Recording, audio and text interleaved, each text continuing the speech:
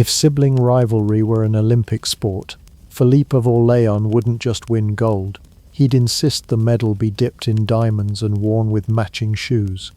Born in 1640 as the second son of King Louis XIII and Anne of Austria, Philippe entered the world with one major inconvenience: he wasn't first. His older brother, the soon-to-be Louis XIV, had the whole absolute monarch gig locked up before Philippe had a chance to crawl, let alone conquer. Hello, travelers. Histories do not always need to be boring. You can rest here and listen to hilarious histories to drift off to sleep. Tonight we will explore the topic, why Philippe of Orléans was the 17th century's most fabulous problem, and many more.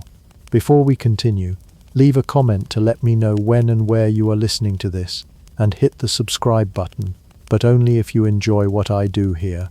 Let's begin. From the moment of his birth, Philippe's job was clear: don't be a threat. In royal terms, this meant he was going to be the world's most extravagantly dressed background character. To ensure this, Anne of Austria took what historians might politely call a unique parenting approach. She raised him in dresses. Yes, literal dresses, gowns, ribbons, the full 17th century starter kit for a fashionable toddler. While little Louis was being prepped to radiate divine authority, Philippe was being carefully swaddled in satin. His mother believed femininizing him would steer him away from ambition and keep him safely in the role of supportive sibling, because nothing says I'm not going to usurp the throne like a boy in lace. But here's the twist: Philippe loved it. Rather than shrink under this forced delicateness, Philippe leaned in hard. Lace? More, please. Jewels? He'd like them cut to catch the sunlight just right. He wasn't traumatized by the gender-fluid upbringing. He was empowered by it. What began as a strategy to suppress him became the foundation of his entire identity, a fabulously flamboyant prince who refused to blend in. By the time he was a teenager, Philippe had developed a taste for luxury that made Versailles look minimalist. He adored ornate fashion, cosmetics, wigs that defied gravity, and conversation laced with equal parts charm and dagger. His charisma was matched only by his ability to scandalize, and he took to royal life with all the grace and chaos of a cat in a chandelier shop. Of course, none of this was part of the official plan. Anne of Austria wanted her second son to be obedient, devout, and content in the shadows, but Philippe seemed to interpret her intentions less as limitations, and more as theatrical prompts. Obedient? Only when it came to fashion rules. Devout? Only to drama, and content in the shadows. Please, he brought his own lighting. Still, the court tolerated Philippe because he fulfilled the one requirement they couldn't compromise on. He wasn't trying to be king.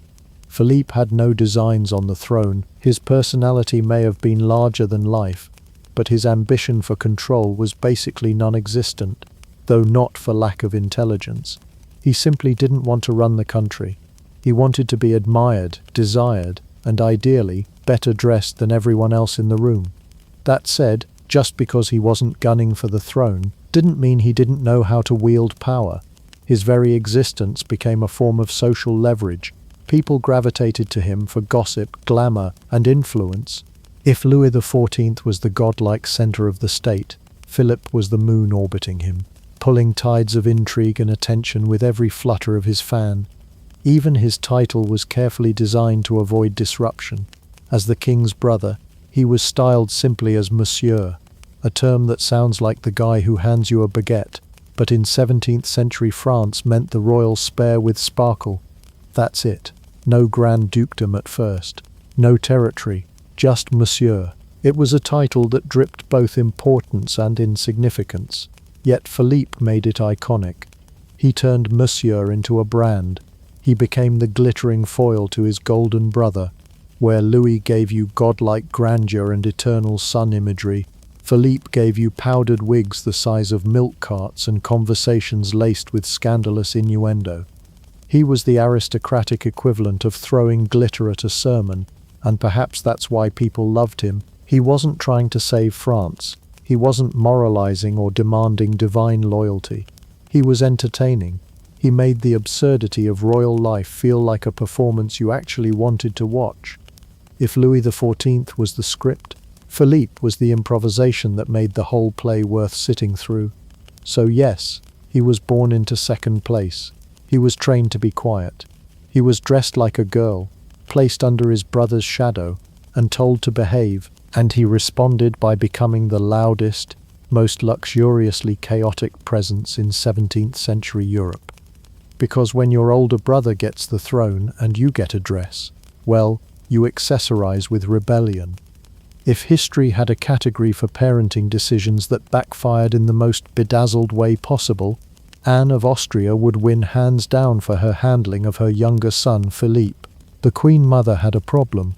Well, not a real one, but a royal problem.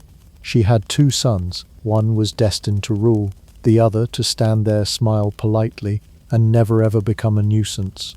Anne, ever the strategic matriarch, devised a plan to keep little Philippe far, far away from power, turn him into a walking anti-threat. The method? Dresses. Lots and lots of dresses. From early childhood, Philippe was clothed like a girl. His hair was grown long, curled and ribboned. He was adorned with jewels and lace. Anne's theory was that if Philippe grew up embracing femininity, he wouldn't pose a masculine militant challenge to his brother Louis's rule. This wasn't just a short phase either. Philippe was kept in feminine attire until he was 8 years old, a time when most noble boys were being handed tiny swords and told to start pretending they were Julius Caesar. Instead, Philippe was being handed perfume sachets and complimented on his posture, but rather than being humiliated or traumatized by this upbringing, Philippe did something thoroughly unplanned. He liked it. He didn't just play along, he thrived. He adored the fabrics, the accessories, the sheer vibe of it all. And as he grew, he didn't outgrow the taste for finery. In fact, he supersized it. By adolescence, Philippe had graduated from gowns to full-blown fashion domination, developing an obsession with jewelry, embroidered gloves, and wigs tall enough to require a support team. Anne of Austria, to her dismay, had not raised a meek little non-entity. She had raised Versailles' first drag icon, and as you can probably imagine, she was not thrilled. The plan had failed in spectacular fashion. Philippe wasn't threatening Louis, but he was outshining him socially, and in a court obsessed with spectacle that was its own kind of power. Anne wanted obedience and restraint.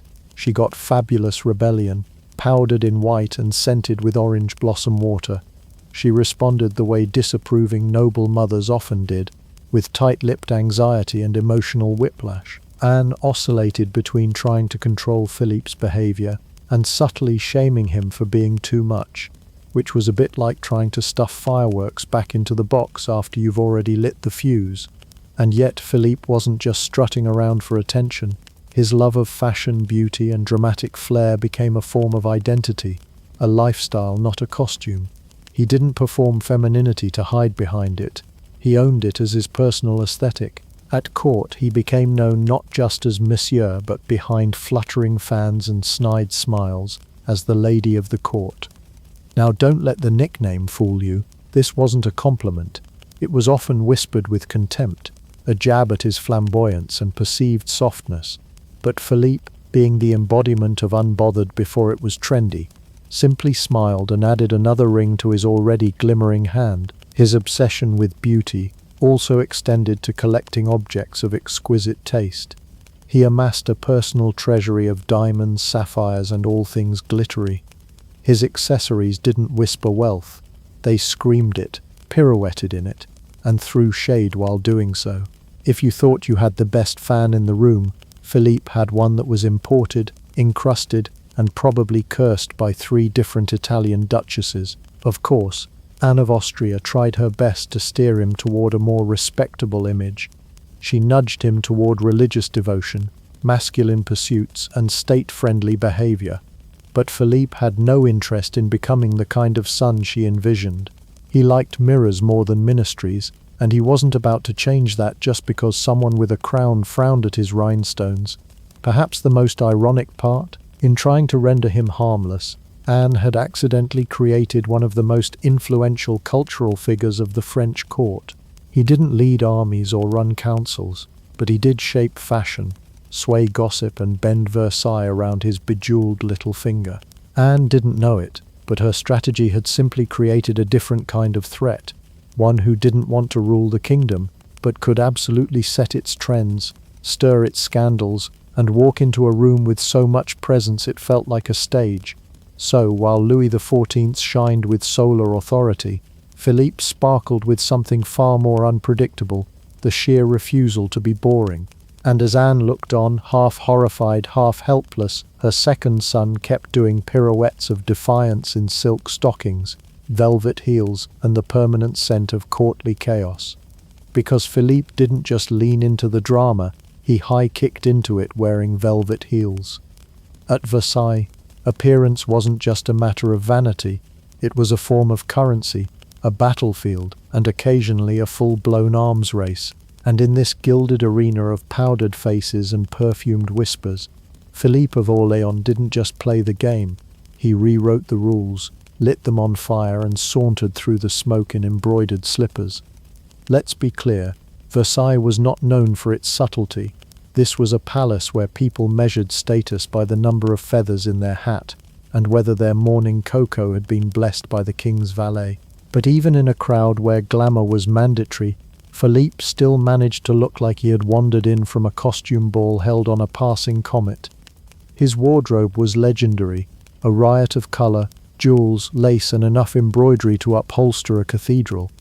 His love of wigs was so intense it bordered on spiritual. Some towered more than 2 feet high and required careful transportation, which meant Philippe didn't just enter a room, he approached it in stages. There are no surviving receipts, but it's safe to assume his wig maintenance budget could have paid for an army, or at least a very well-coiffed battalion. And yet this wasn't just flamboyance for flamboyance's sake. Philippe's fashion was a weapon. In a court where power was expressed through spectacle, he was weaponizing beauty. Where others used swords or whispers, Philippe used velvet brocade and a waistcoat that could stop time. It was his armor, his signal, and depending on who you asked, a public menace. Even the Queen struggled to keep up. There were actual moments when people whispered that Philippe was more splendidly dressed than Louis XIV's wife, which at a court obsessed with hierarchy was about one powdered hair short of sacrilege. It wasn't just that he upstaged her, it's that he didn't even seem to notice. He wasn't competing, he was existing. And unfortunately for everyone else, that alone was dazzling enough to qualify as an act of war. Philippe didn't just wear clothes, he curated moods. One day he might appear in shimmering blue with silver trim, like an opulent sea nymph. The next, he'd be drenched in gold, wearing a cape so heavy it required assistance from a manservant and perhaps a structural engineer. If Pinterest had existed in the 17th century, Philippe's boards would have caused the website to explode, and yet the clothes were only the beginning. Philippe was also Versailles' undisputed high priest of gossip, and his presence at court ensured that no secret ever stayed secret for long. His salons were filled with whispers, his fans fluttered like scandal detectors, and he had a gift for delivering barbed comments with a smile so radiant you didn't even notice you'd been insulted.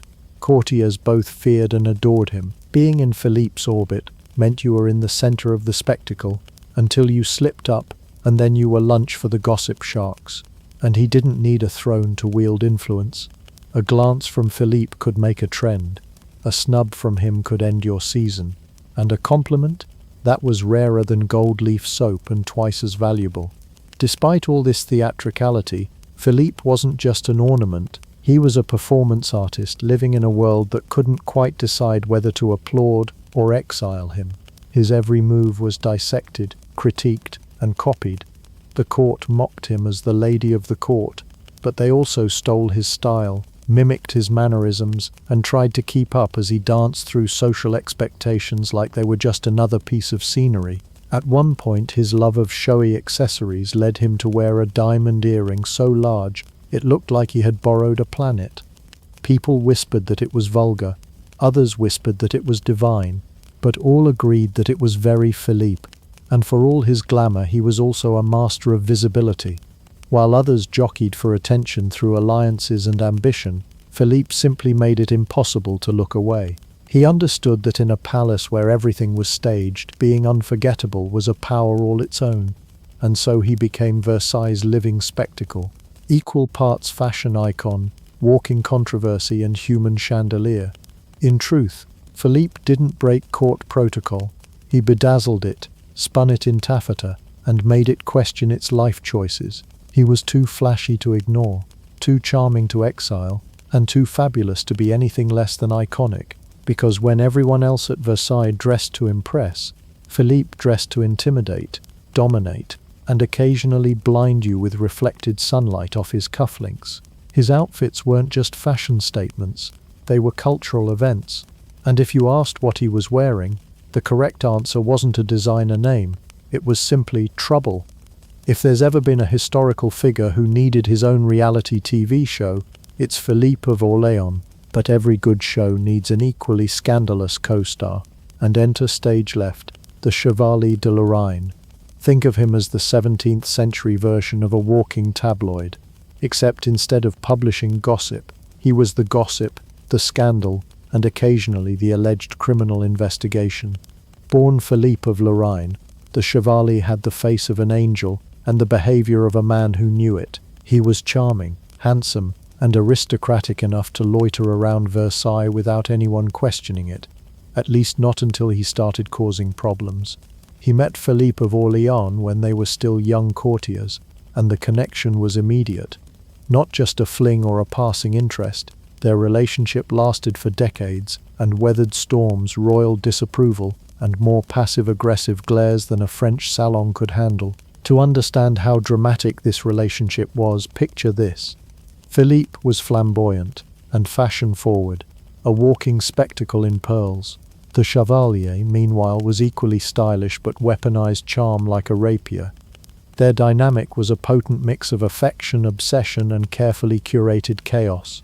Versailles was already a snake pit of rivalries and backstabbing, but with the Chevalier involved it became more of a soap opera with a dress code. Louis XIV, ever the spotlight hog, and eternal older brother, was not a fan. Not necessarily because Philippe had a male lover, Versailles had more closet doors than people inside them, but because the Chevalier wielded influence and worse, audacity. He wasn't just Philippe's companion, he was a gatekeeper, whisperer and instigator. Court gossip often revolved around the Chevalier's latest schemes, manipulations, or who he'd managed to humiliate that week before lunch. And if rumors are to be believed, and let's face it, Versailles ran on rumors like carriages run on horses, the Chevalier may have had a direct hand in the untimely demise of one of Philippe's wives. Yes, this isn't just romantic drama, we're now in full-on murder mystery territory. Henrietta of England, the charming daughter of Charles I and the first wife of Philippe, died suddenly in 1670 after complaining of stomach pains, suspiciously fast, suspiciously tragic, suspiciously timed, and who was hovering around in the background? The Chevalier, who by all accounts despised Henrietta and made sure everyone knew it. His motive? Jealousy. Henrietta had grown close to Louis XIV, potentially threatening both the Chevalier's influence and the tightly coiled mess of relationships between the brothers. Official reports blamed natural causes. Unofficial whispers blamed poison. Louis XIV exiled the Chevalier briefly, which in the language of Versailles meant, "You're grounded," but only until the scandal dies down.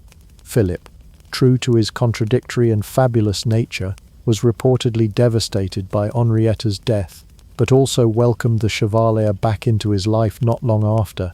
Ah yes, nothing says "I forgive you" like taking back your possibly murderous boyfriend. The Chevalier didn't mellow with age. If anything, he got pettier. He was known to insult other courtiers with theatrical flair, once allegedly telling someone their wig looked like a sheep in mourning. He actively undermined Philippe's second marriage, poked at rival favourites, and could manipulate an entire dinner seating arrangement like a chessboard designed to cause arguments by dessert. But despite his scheming, the Chevalier wasn't just a villain in eyeliner, he was also loyal to Philippe in his own tempestuous way. They fought, they reconciled, they gossiped like the palace depended on it, and let's be real, it kind of did. When Philippe was away at war or stuck in during awkward royal family dinners, the Chevalier was often the person he wrote to most. And here's the bizarre part. Amidst all the drama, betrayal, and literal suspected homicide, they remained a constant. Versailles was a spinning carousel of intrigue, but Philippe and the Chevalier, they were a soap opera with staying power. The Chevalier even outlived Philippe, continuing to stir gossip long after his partner in extravagance passed away. Their relationship is a reminder that history isn't all treaties and battles.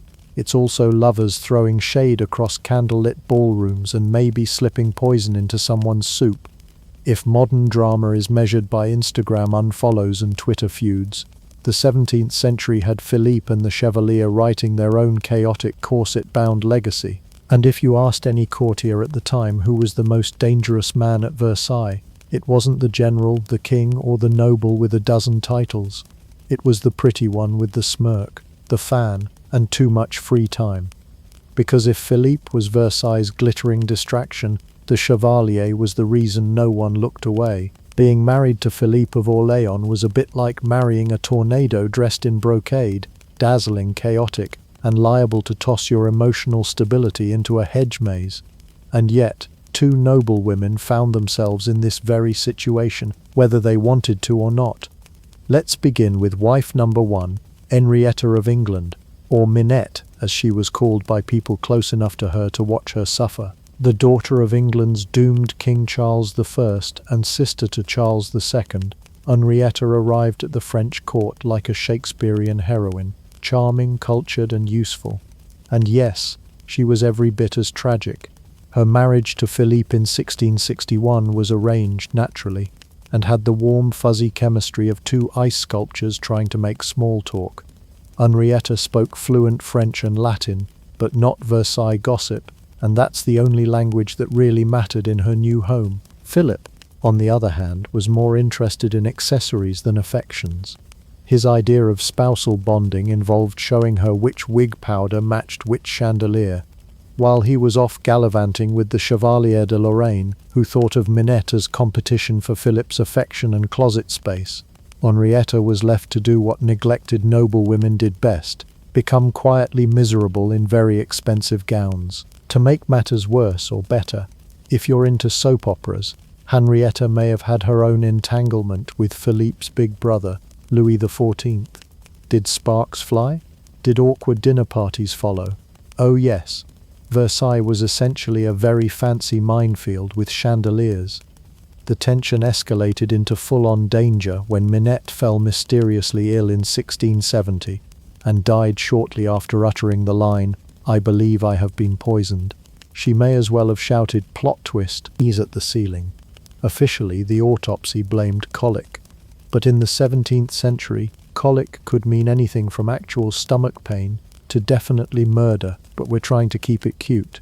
Suspicion swirled around the Chevalier de Lorraine, who had recently been exiled, again for clashing with Minette.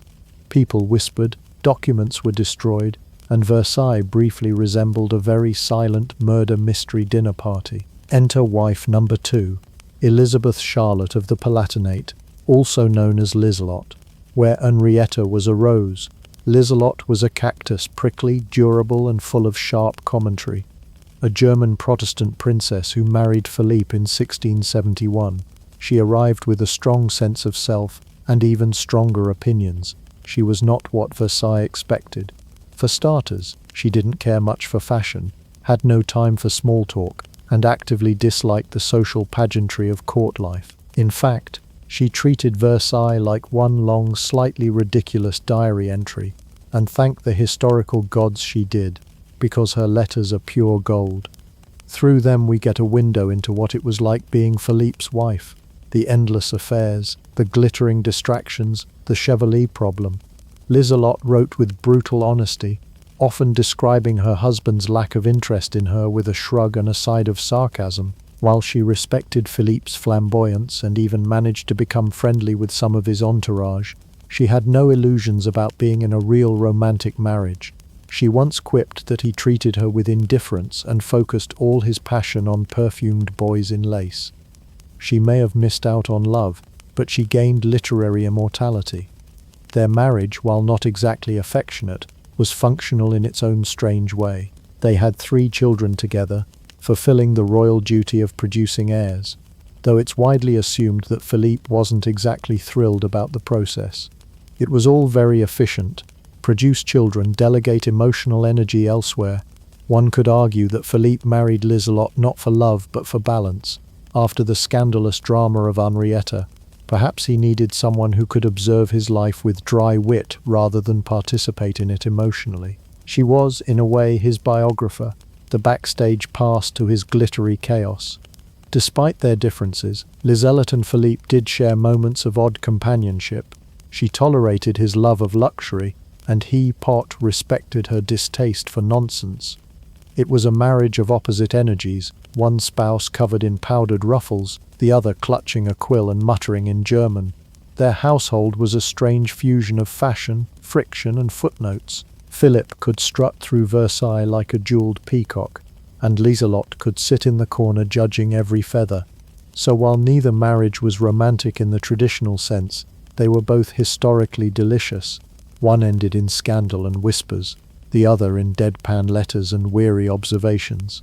And through it all, Philippe remained Philippe, a dazzling storm in a velvet jacket, whose heart belonged less to his wives and more to the mirror. Because when your husband steals your earrings, your spotlight, and your diary material, you don't fight him, you document him, and Liselott did, relentlessly. There are many ways to rise to glory on the battlefield: blood, bravery, tactical brilliance, or in the case of Philippe of Orléans, a ferocious commitment to high fashion. Imagine riding into combat with a perfectly powdered face, silk ribbons fluttering behind you, and an entourage that looked like it had accidentally wandered out of a masquerade ball. And yet, against all odds and logic, he won. Let's set the scene. It's 1677. France is embroiled in the Franco-Dutch War, and King Louis XIV, the self-declared Sun King, is busy being the celestial center of attention. France is winning, but just barely, and tensions are high. Enter Philippe, the glittering younger brother who everyone assumed was better suited to salons than skirmishes. You see, nobody expected Philippe to be good at war. His reputation at court was firmly in the frivolous peacock category. People assumed his greatest battlefield was Versailles, and his deadliest weapons were passive aggression and sequins.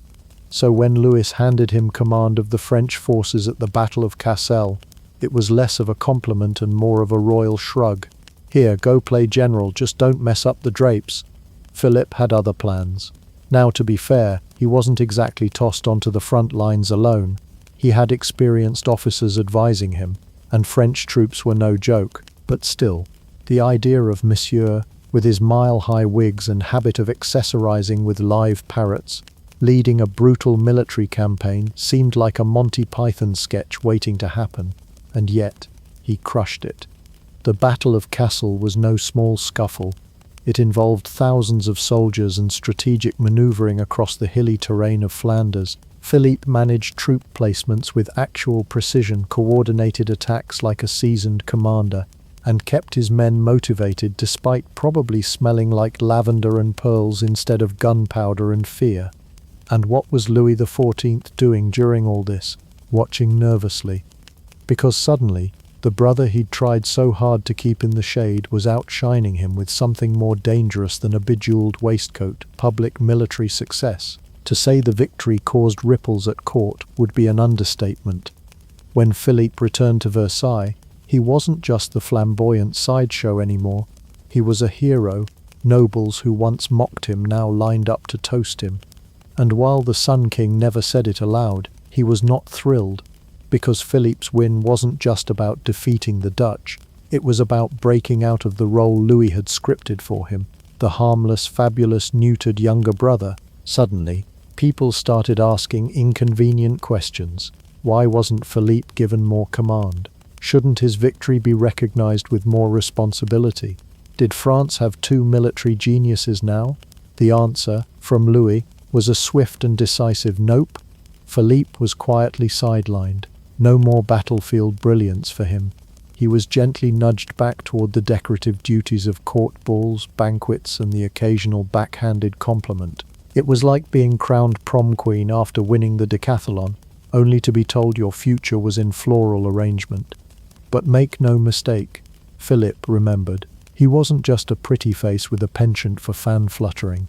He was a leader, a strategist, and a man who had turned war into theatre and theatre into triumph.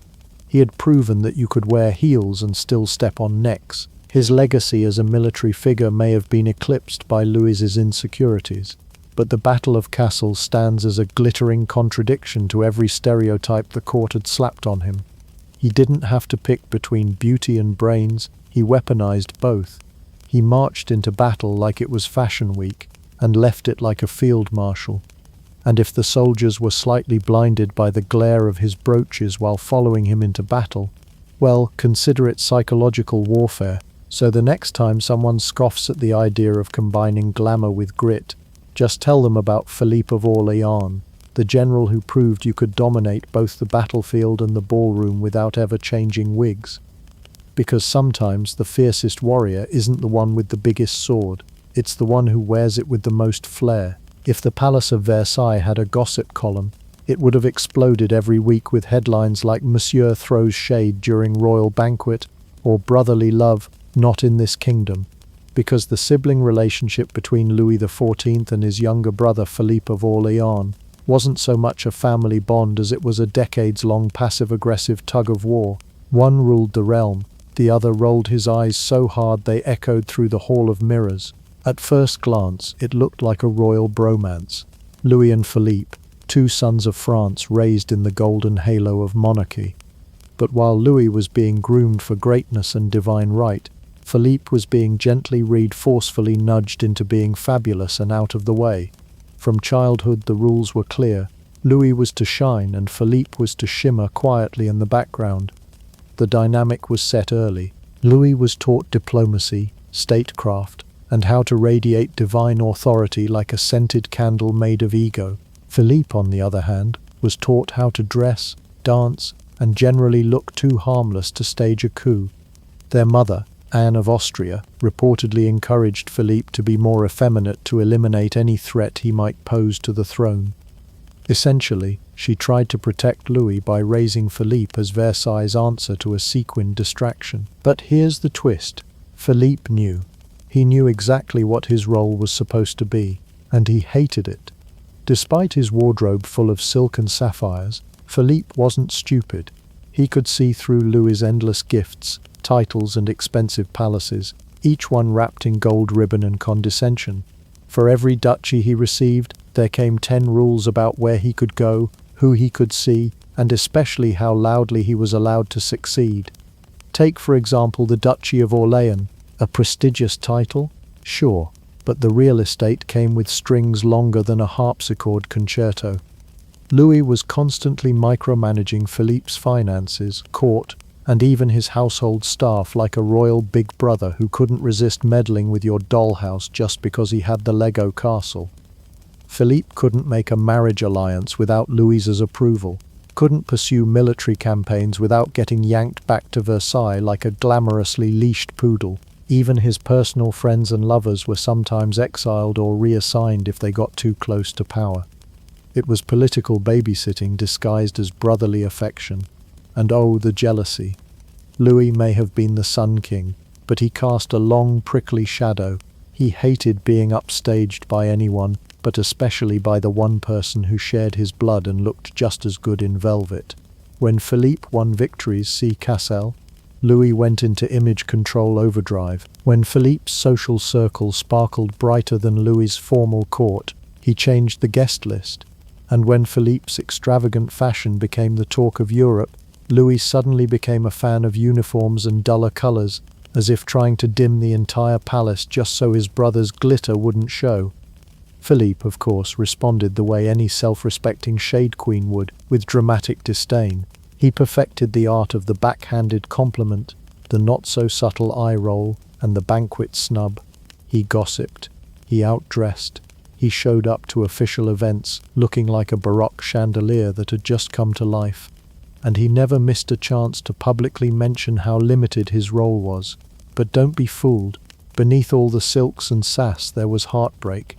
Philippe wanted recognition, not just the empty nods of "oh, lovely embroidery," but real acknowledgement as a capable leader, a valuable member of the royal family, and not just Versailles' sparkliest wallflower. Their rivalry wasn't just sibling pettiness, it was a battle over identity, autonomy, and survival in a court that suffocated anyone who didn't fit the mold. Louis carved out. While Louis burned with the need to control everything, Philippe simply wanted to exist without a royal leash. Ironically, the more Louis tried to dim him, the more Philippe became iconic. He was beloved in aristocratic circles, adored by artists, and remembered by history not just as a prince, but as a defiant, glittering protest in human form.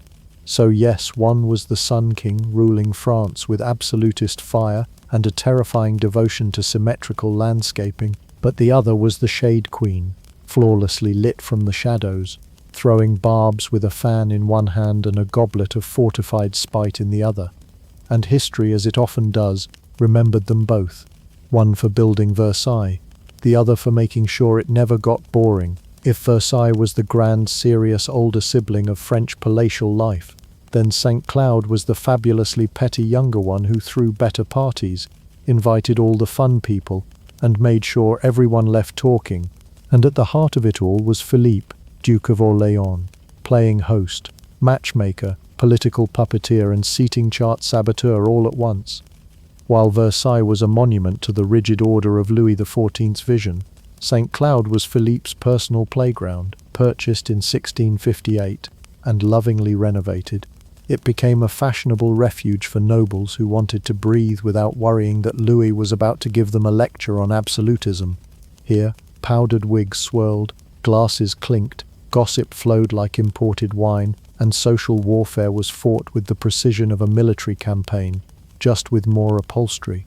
Philippe's flair for theatrics didn't end with clothing. He curated every detail of his events like a 17th century version of a social media influencer.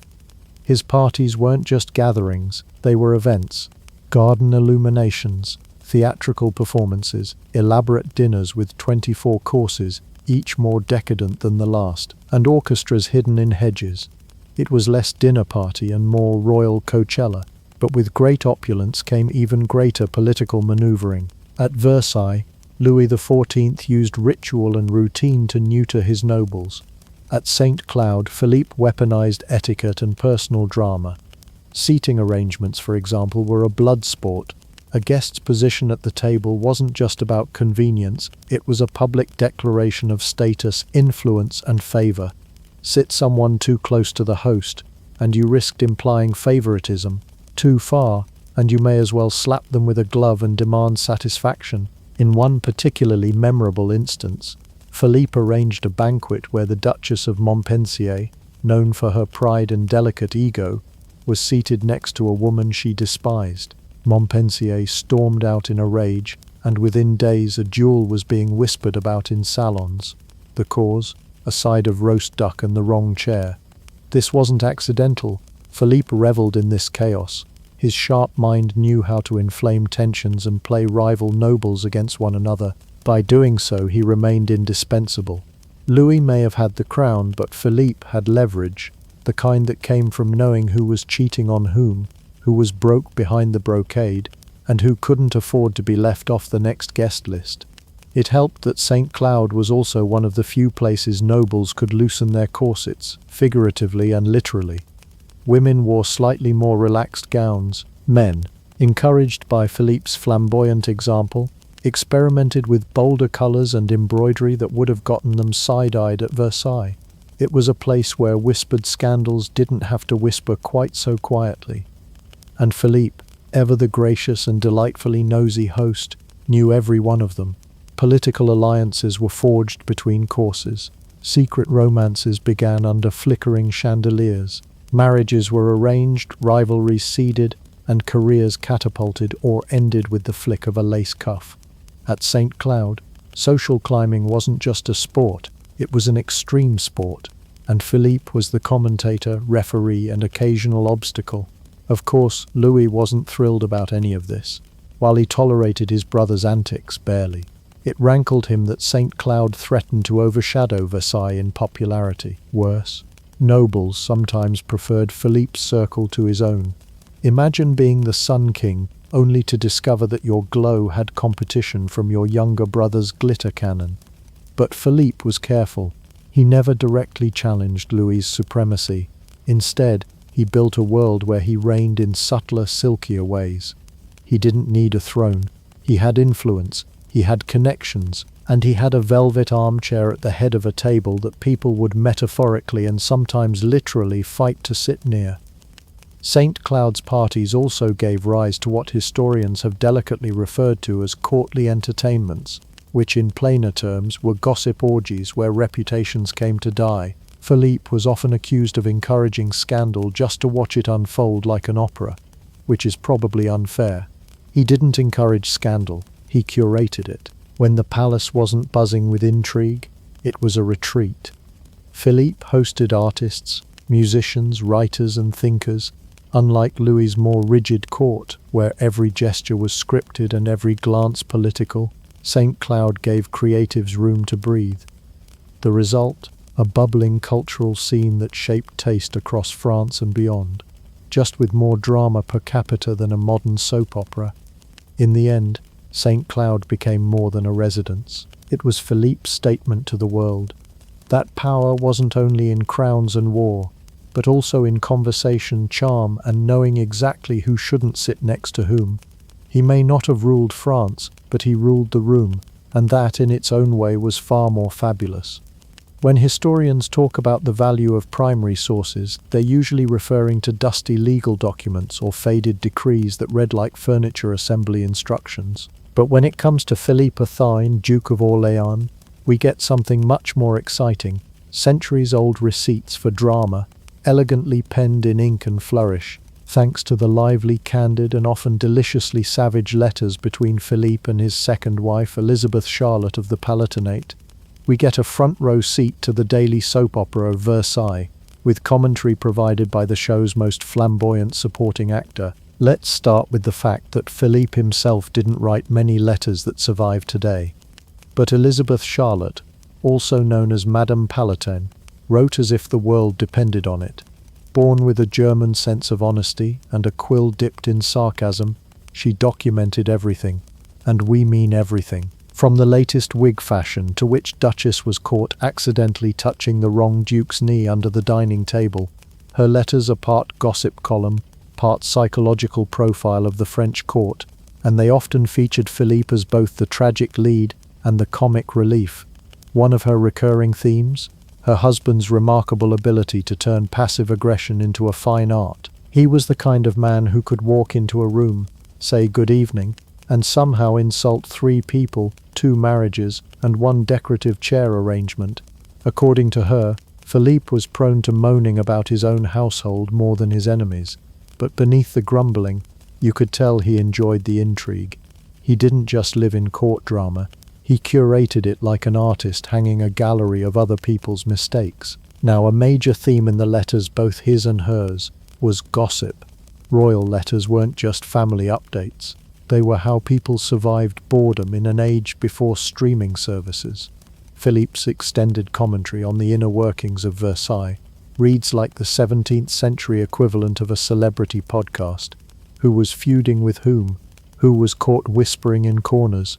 And which courtier fainted after being demoted to a less fashionable corner at the opera? There's even one instance where a minor scandal erupted because someone wore Spanish lace out of season.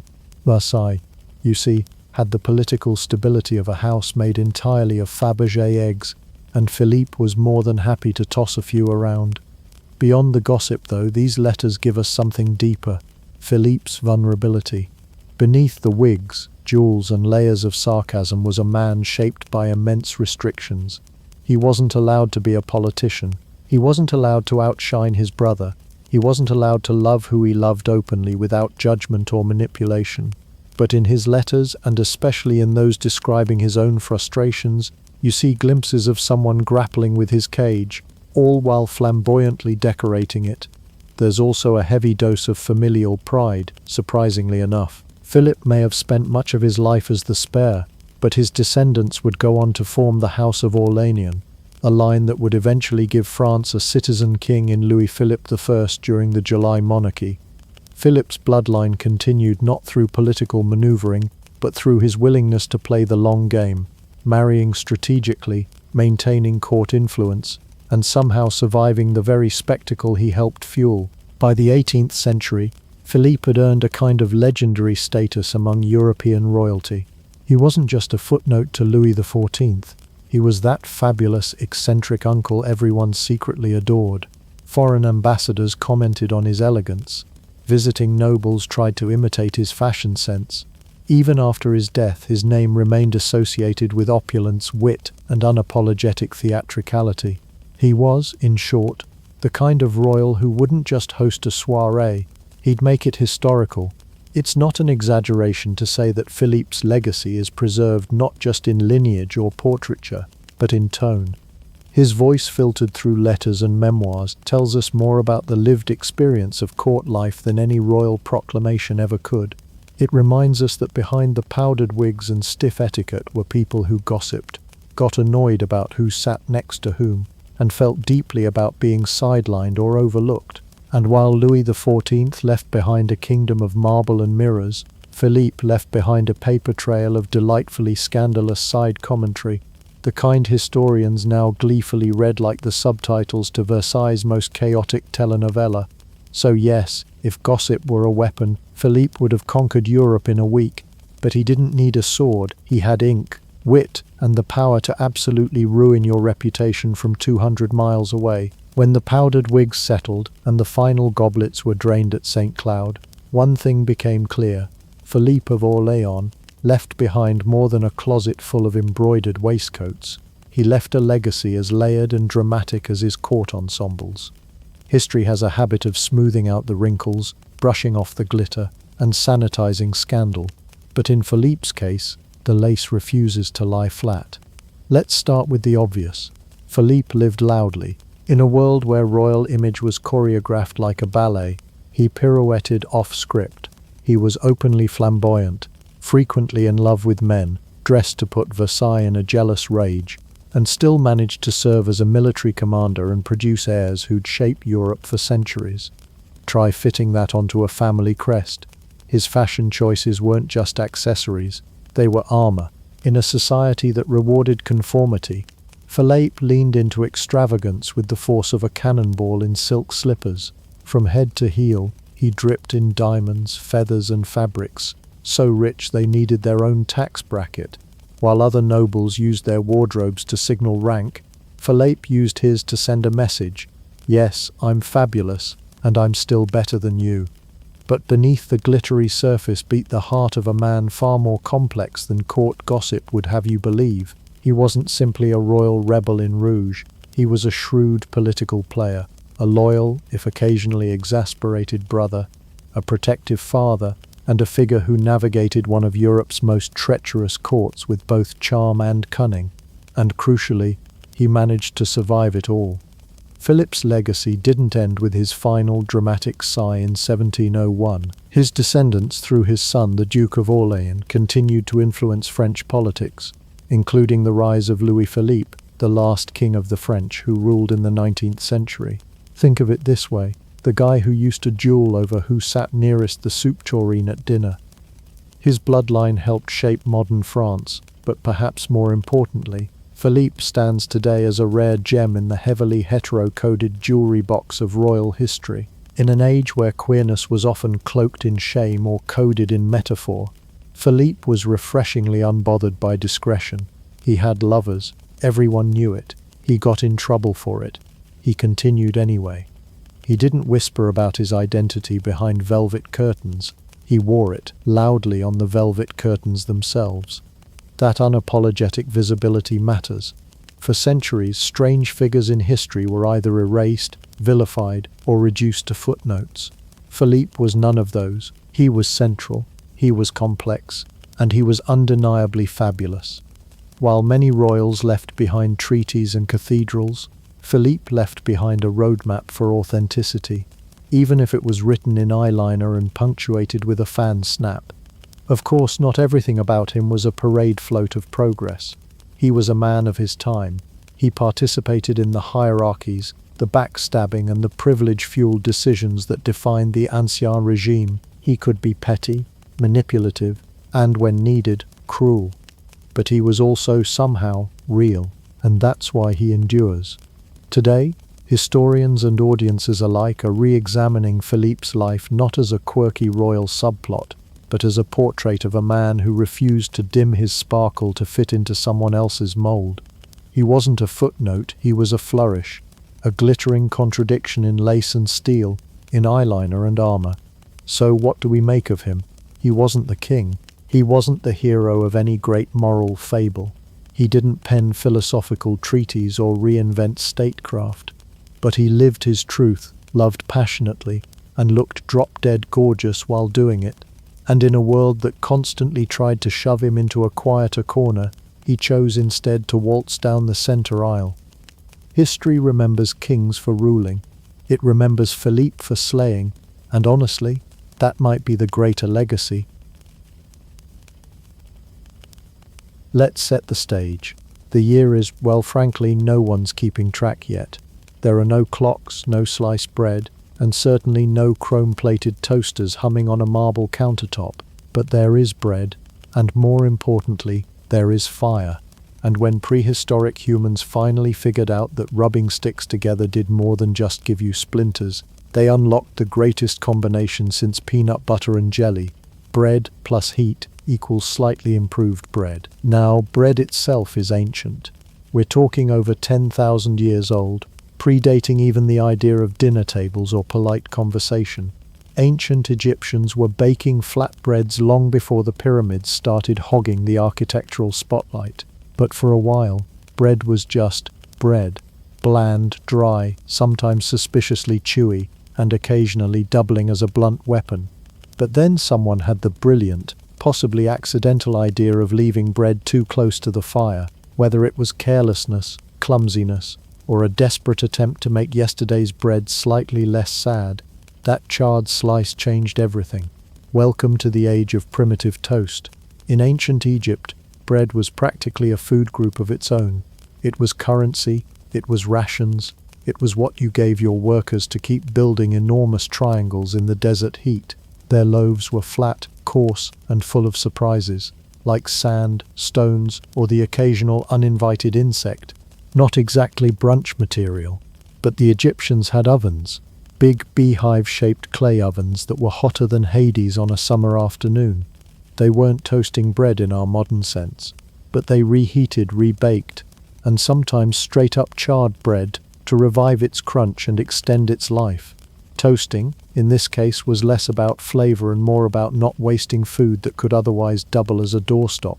In a time before preservatives or airtight containers, toasting was ancient food preservation with a side of dental risk. Move west to ancient Greece, where toasting took a slight glow-up. The Greeks were already known for turning everything into a philosophical argument, and toast may have been no exception. They were big fans of paksimadi, a double-baked bread that was so dry and durable it made modern granola bars feel like sponge cake. Greek soldiers, sailors, and scholars alike ate these hard, toasty slabs as travel food, sometimes soaked in wine or oil to soften them. These proto-toasts were less morning delight and more dental challenge with nutritional value. But hey, it traveled well, lasted forever, and didn't complain, unlike most philosophers. Also worth noting, Greeks were known to toast bread over hot coals or open flames, sometimes rubbing it with garlic or drizzling it with olive oil, basically inventing bruschetta while the rest of the world was still gnawing on cold porridge. And then came the Romans. These were the people who built aqueducts, roads, and a massive empire, but more importantly, they perfected the art of overcomplicating food. The Roman kitchen, known as the culina, wasn't just for boiling slop. It featured clever culinary contraptions like bronze grills and heated tiles, perfect for toasting. Enter the focus, not the Ford, mind you, a Roman portable hearth used for cooking and heating. Bread slices were placed on flat bronze plates or set atop grates, toasted by embers and watched like hawks by people who didn't want breakfast to become blackened tragedy. The Romans even had a word for toasted bread, tostum, meaning to scorch or burn. From this came the Latin verb tostar, and eventually the English word toast. So yes, we can thank Rome not just for roads and Latin, but for that crunchy golden miracle that's now a universal breakfast staple, or at least the thing you eat when there's no milk for cereal. Back then, toast wasn't about flavor, it was about survival. Bread spoiled fast, went stale even faster, and could often double as roofing material by day 3. Toasting not only made stale bread edible again, but it also helped kill off bacteria or mold spores. Well, most of them. We're not saying ancient toasting was FDA approved. Plus, toast had crunch, and if you've been chewing the same floppy porridge for weeks, a little texture felt like a culinary revelation. Still, let's not pretend this was a controlled process. Toasting bread over open fire, whether it was in a Greek hearth, Roman brazier or desert-side Egyptian oven, was chaotic at best. You had no timers, no dials, and no cancel button. The method was simple: hold bread over fire, wait, sniff, panic, remove, cry, repeat. As one might say, toasting bread over a fire was the ancient version of just wing it and see what happens. Spoiler, it usually caught fire. So there you have it. Long before brunch menus made toast a canvas for overpriced avocados and edible flowers, our ancestors were just trying to not starve with style. It wasn't glamorous, it wasn't predictable, and it definitely wasn't gluten-free, but it was the humble beginning of something we'd one day automate perfect and still somehow manage to burn. The Middle Ages. A time when the Black Death had better attendance than school, shoes were optional, and your local physician recommended leeches for just about everything. It was also the golden age of open hearth cooking, questionable hygiene, and toast that was more spiritual hazard than culinary delight. The toaster, as we know it, had yet to arrive, but humanity's burning desire to burn bread, that was alive and well, and in medieval kitchens, that usually meant fire. Lots of it, and not the friendly, controlled kind. Step into a medieval home and you'll find the kitchen, or more accurately, the fire pit in the middle of the room that was trying to cook your food and smoke you out at the same time. There were no chimneys at first, just a central hearth that filled the space with heat, smoke, and the faint screams of whatever was overcooked. Here, toast was made the old-fashioned way. Hold it over the flames and pray. You might use a metal skewer, a long stick, or a grate if you were feeling particularly wealthy or had just looted one during a crusade. Toasting wasn't a science, it was a gamble. You balanced your bread as close to the fire as your eyebrows would allow, and waited until it either crisped or combusted.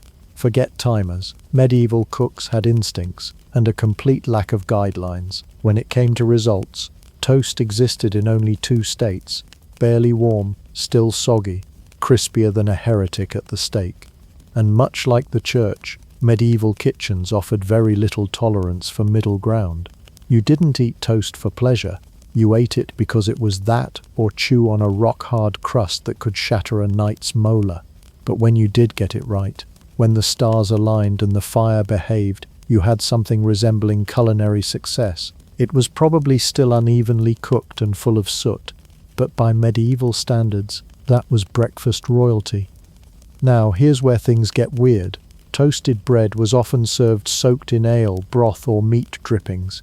It was known as a sop, and it was all the rage in banquet halls and alehouses alike. Diners would dip toast into stews, pour gravy over it, or if they were feeling particularly scandalous, just let the toast float in their beer like a little ship of shame. Why? For one, it softened the bread, which by this point may have been toasted, stale, or both. Second, it made use of every last drop of liquid, because wasting food was basically a sin, right up there with witchcraft and wearing overly pointy shoes. So yes, soggy toast was intentional, and not just the sad byproduct of leaving your sandwich in the rain. Toasting wasn't exclusive to nobility. Peasants toasted their coarse barley or rye bread too, if they had the time and weren't too busy farming, freezing, or avoiding plague rats. For them, toast was less of a breakfast item and more of a practical necessity. It helped make stale bread edible again, made soups feel more substantial, and gave you something crunchy to chew on between regrettable life choices. Meanwhile, the wealthy indulged in toasted trenchers, thick, hardened slices of bread used as edible plates. These weren't just food, they were cutlery, plating and dog scraps all in one. After the meal, you either ate the trencher or donated it to the poor. Nothing says generous nobility like giving peasants the leftovers from under your mutton. It wasn't all gravy-drenched chaos, though. Toast made its way into religious symbolism and rituals too. Monasteries used toasted bread during fasts and feast days. Monks often toasted leftover loaves to preserve them between meals. There are even records of toast being given as part of charity meals in religious houses, sometimes soaked in milk or spiced wine. Again with the sogginess. You could say it was the original communion wafer with a little extra crunch. Medieval toasting wasn't just unpredictable, it was downright hazardous. There were open flames, flammable robes, unstable skewers, and zero understanding of burn treatment. You didn't just cook toast, you braved toast. If you emerged from breakfast with all your facial hair intact, it was a good day. And there was no escaping the inconsistency. One side might be perfectly crisp while the other remained soggy. Crumbs would fall into the fire and ignite like tiny fireworks. Bread could collapse into the coals entirely, becoming a sacrificial offering to the hearth gods. No wonder medieval toast came in two options, raw in the middle or burned like heresy. There was no in-between. In the Middle Ages, toast wasn't just food. It was a ritual, a hazard, a culinary experiment, and sometimes an edible sponge. It reflected the chaos of the times, uneven, unpredictable, and usually served with a side of beer. Whether you were a knight, a monk, or a particularly brave peasant, toast was on the menu, even if you couldn't always recognize it after it left the fire. By the time the Victorian era arrived, toast had officially evolved from smoke-dried bread that you cry over into something dangerously close to a social institution. Britain was undergoing massive transformation. Industrialization was in full swing. Queen Victoria had been handed a very large empire to decorate, and breakfast was becoming an increasingly structured, ritualistic affair. At the center of this rising empire of marmalade and morning etiquette, toast, glorious, golden, oddly hazardous toast. Breakfast in Victorian Britain wasn't just a meal, it was a performance. There were rules, manners, specially assigned crockery, and enough silverware to open a cutlery museum. And among the breakfast table's sacred elements, toast stood proudly, preferably warm, cut diagonally, stacked neatly in silver racks, and accompanied by polite conversation and the occasional existential dread. But here's the catch. The Victorian toaster didn't exist, not in the electric, automated, please don't set yourself on fire kind of way. Instead, Victorians relied on an intimidating range of open-flame gadgets that all seemed specifically designed to challenge your hand-eye coordination before 9 a.m. The most iconic of these, the toasting fork, a long, thin, vaguely weaponized instrument that let you hold your bread directly over the fire, assuming you were okay with your breakfast doubling as a wrist workout. Using a toasting fork was a delicate dance between caution and crispy ambition. Too close to the fire, and your toast became carbon. Too far, and it remained limp and lifeless, a bread ghost. Even worse, if your attention drifted for a moment to ponder the meaning of life, or why someone invented petticoats, you could drop the bread entirely and send it tumbling into the coals. At that point, your options were A. Fish it out and pretend you enjoy smoky flavors, or B. Abandon it and hope no one saw. Spoiler, someone always saw. For those who wanted something a little more stable and slightly less reminiscent of dueling, there were tabletop toasting contraptions, wire frames that sat near the fire, allowing multiple slices to be toasted at once. These devices often had the structural integrity of a paperclip and required constant repositioning, supervision, and the quiet resignation that at least one corner of your toast would still be raw. A truly well-toasted slice was an event, the kind you celebrated with applause and possibly a parade. Of course, in the true Victorian spirit of turning everything into a status symbol, Even the act of toasting was not immune to the iron grip of class. Wealthy households employed breakfast room servants whose job included managing toast logistics, keeping it warm, replacing cold slices, and ensuring no jam ever touched the butter dish. A faux pas so vile it could spark an international incident. Toast was even served in ornate racks designed to showcase it like a lineup of edible trophies. No soggy pile of bread here.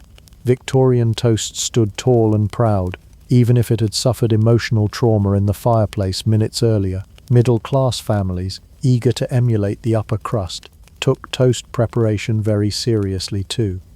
Morning routines included toast staging drills that required a calm demeanor and the dexterity of a circus juggler. It wasn't unusual for someone's day to begin with a minor burn, a singed sleeve, or the smell of lightly blackened drapes. These were accepted breakfast casualties, because nothing says good morning like the distinct aroma of burnt crumbs and mild panic. Perhaps the most impressive part of all this is that Victorians tolerated it.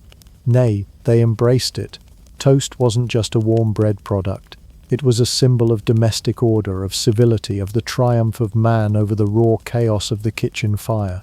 It was a chance to assert control in a world where trains were always late, corsets squeezed the will to live out of you, and London smelled faintly of horse and despair. Yet, for all its refinement and ceremony, the Victorian toast experience remained fundamentally unpredictable. Every breakfast was a gamble, a tightrope walk between elegance and disaster. As one might accurately summarize it, every Victorian breakfast included toast, tea, and a near-death experience with open flames. And still, they carried on. Toast was worth it, because in a society obsessed with progress, order, and polished silverware, burnt bread on a fancy fork was somehow the pinnacle of modern living. It was the best of times, it was the crispiest of times. The 19th century was an age of progress, pomp, and preposterously specific household objects. If you could name it, you could own a silver-plated version of it, especially if it was completely unnecessary for survival. Enter the toasting fork, a humble tool that somehow became the scepter of the breakfast table, wielded not just for bread, but for bragging rights. By now, toast had embedded itself into Victorian culinary culture like marmalade in a crumb crevice. But while earlier generations were satisfied with basic metal pokers and the occasional fire-adjacent grill rack, the Victorians decided that merely cooking the toast wasn't enough. No, they wanted to toast with style, prestige, and ideally, the ability to shame their neighbors. The result was the arms race of toasting forks, a bizarre and delightful chapter in kitchen history where households competed to own the most elaborate, impractical, and downright ridiculous toast-handling contraptions imaginable. These weren't your average pointy sticks. Some forks were crafted from ivory and mother-of-pearl. Others featured intricate silver filigree, engraved initials, and decorative flourishes so ornate you'd think they were meant for the Queen's nose, not the kitchen fire. Handles were shaped like eagles, dragons, or cherubs doing questionable things with wheat stalks. And all of this effort for something that routinely ended in burned bread and mild third-degree burns. As absurd as it sounds, owning an elaborate toasting fork was a genuine marker of refinement. It showed you were genteel, that you took breakfast seriously, and that you probably also had a buttonhook collection and strong opinions about napkin folding. Toast wasn't just nourishment, it was a performance, and every performer needed the right prop. Naturally, manufacturers jumped on this trend with the enthusiasm of a butler spotting an out-of-place doily. They produced entire catalogues of forks, each one more extravagant than the last.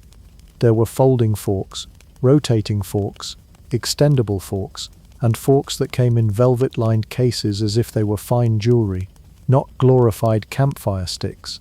But the drama didn't stop there. No, the Victorians demanded more toast infrastructure. Thus was born the toast rack, a device so impractical, so utterly committed to form over function, it deserves a toast of its own. Toast racks were typically made of silver or silver-plated metal, with a series of arches designed to hold each slice upright, evenly spaced and proudly on display like warm edible dominoes.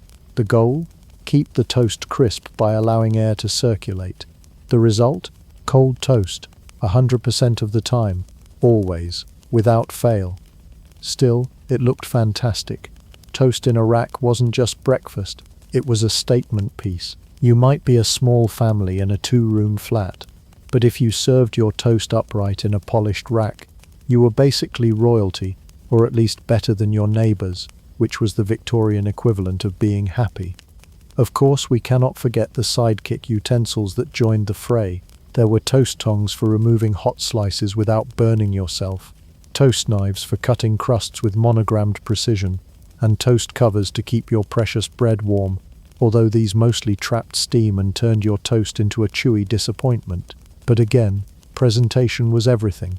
Even if the toast was practically inedible, as long as it looked regal on a lace-covered breakfast table, the mission was accomplished. Perhaps most amusingly, all of this toast theatre unfolded during a time when most people still had no consistent way to toast bread without ruining it. The fire was fickle, the forks were showy but unreliable, and the racks were basically toast graveyards. Yet somehow none of that mattered. As one could only marvel, Victorians had silver-plated toast forks but still no clue how not to burn breakfast. Priorities, people. And they truly were priorities. Toast became a symbol of middle-class aspiration. Toasting accessories were popular wedding gifts. There were etiquette rules about how to serve toast, how to butter toast, hint, not too much, you beast, and what kinds of preserves were acceptable to accompany it. Even the quality of your crumbs was up for scrutiny. Nothing was too small to matter, especially not toast. So while the rest of the world was building railways, discovering electricity, and inventing ways to not die from every minor illness, the Victorians were locked in a quieter but no less important struggle, the battle for the perfect toast setup. It was a war fought not with swords but with forks and a lot of silver polish. At the dawn of the 20th century, society stood on the edge of greatness. It had electricity, ambition, and an insatiable appetite for crunchy bread, and so the stars aligned, and humanity took its first real stab at toasting bread with science. The result? A lot of very surprised hairdos and a few kitchen fires. But also, the electric toaster was born. Before we dive in, let's set the stage. Electricity was still the glamorous newcomer in households. It lit up rooms, powered sewing machines, and made people believe the future had finally arrived, complete with sparking wires and electrocution hazards. But while the toaster seems like a humble appliance now relegated to the corner of the countertop and largely ignored unless it smells like smoke in the early 1900s, it was a daring experiment in combining bread with volts.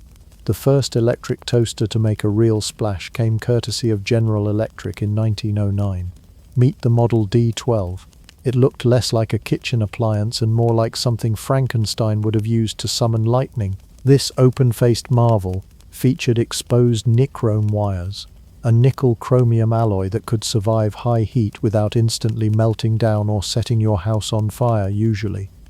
Bread was inserted vertically between metal grates and heat radiated from these wires like a miniature sun, if the sun occasionally short-circuited.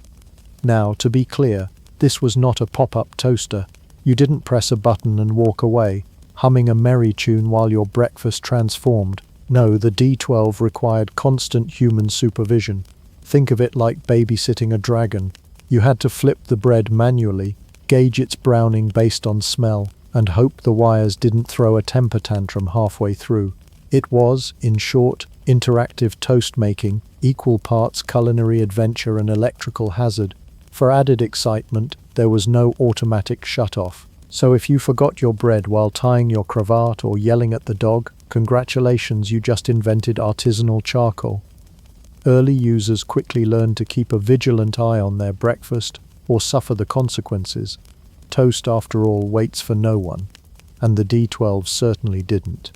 Other companies joined the fray. Westinghouse, Toastmaster, and a curious cast of minor players each released their own versions. Some looked like metal boxes with dangerous dreams. Others had a hint of modern design, but all shared one trait. They were toast machines with absolutely no concern for your safety. Interestingly, early advertisements tried to convince customers this was all perfectly reasonable. "Make toast in your dining room," they cheerily declared, conveniently skipping over the part where said toast might set your lace tablecloth ablaze. These ads leaned heavily into the idea of convenience and luxury, as if nothing said elegant breakfast like sitting next to an appliance that could shock you into next week. Still, people loved it. Toast was now an electric indulgence, no longer tied to the unpredictable flames of a stove or fireplace.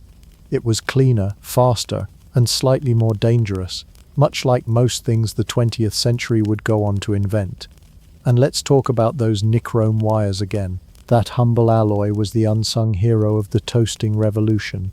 Discovered in the late 19th century, nichrome could heat up quickly without oxidizing into oblivion, a necessary trait for something intended to glow red-hot next to flammable carbohydrates. Without nichrome, the electric toaster would have been more smoking curiosity than breakfast staple. But even with this miraculous wire, early toasters were clunky and far from reliable. Bread had to be cut just right, too thick and it wouldn't fit, too thin and it would fall apart. Users often had to tweak their loaves just to fit into these metallic heat traps, leading to the rise of the toast slice, a thinner, uniform bread cut designed specifically to navigate the toaster's metal jaws. We had reached the point where even bread had to adapt to technology. Despite the risks, the novelty caught on. Urban homes with electricity began adopting electric toasters like trendy conversation pieces. Breakfast became a modern performance. Insert, flip, watch, flip again, and serve. Guests were impressed. Toast was occasionally edible, and electricity had claimed yet another part of the domestic kingdom.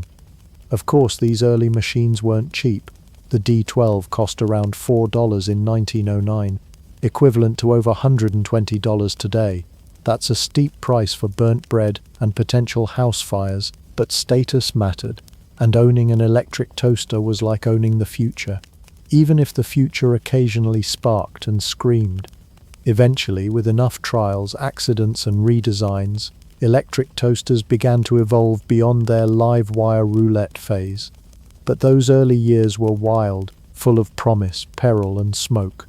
Toasting was no longer a passive act, it was an experiment, a statement, and occasionally a cry for help. So next time you lazily hit the toaster button and go check your phone, remember the brave souls who once stood by open wires, manually flipped their bread, and hoped for the best. They walked so your toaster could pop. Before the 1920s, toasting bread was a high-risk, low-reward activity. You hovered near hot wires or open flames like a culinary daredevil, nervously flipping bread with a shaky hand and praying it wouldn't become charcoal. But then cue the fanfare. Came the moment when toast decided it was tired of lying down on the job. It was time to stand up, or more accurately, pop up. Enter Charles Strite, a man who looked at all the burnt breakfasts around him and thought, what if toast didn't require human judgment at all? In 1921, he patented the very first automatic pop-up toaster. Strite was a mechanic in a Minnesota manufacturing plant cafeteria, where he was surrounded daily by two things, machinery and really, really bad toast. Imagine waking up every morning to burnt bread that could double as roofing tile and thinking, this is my villain origin story. Except Strite didn't become a villain. He became the toast world's reluctant hero. Strite's invention had one glorious innovation, a timer. No more babysitting your bread, no more playing Russian roulette with your breakfast. You popped it in, and miracle of miracles, it popped back up, golden, warm, and not on fire.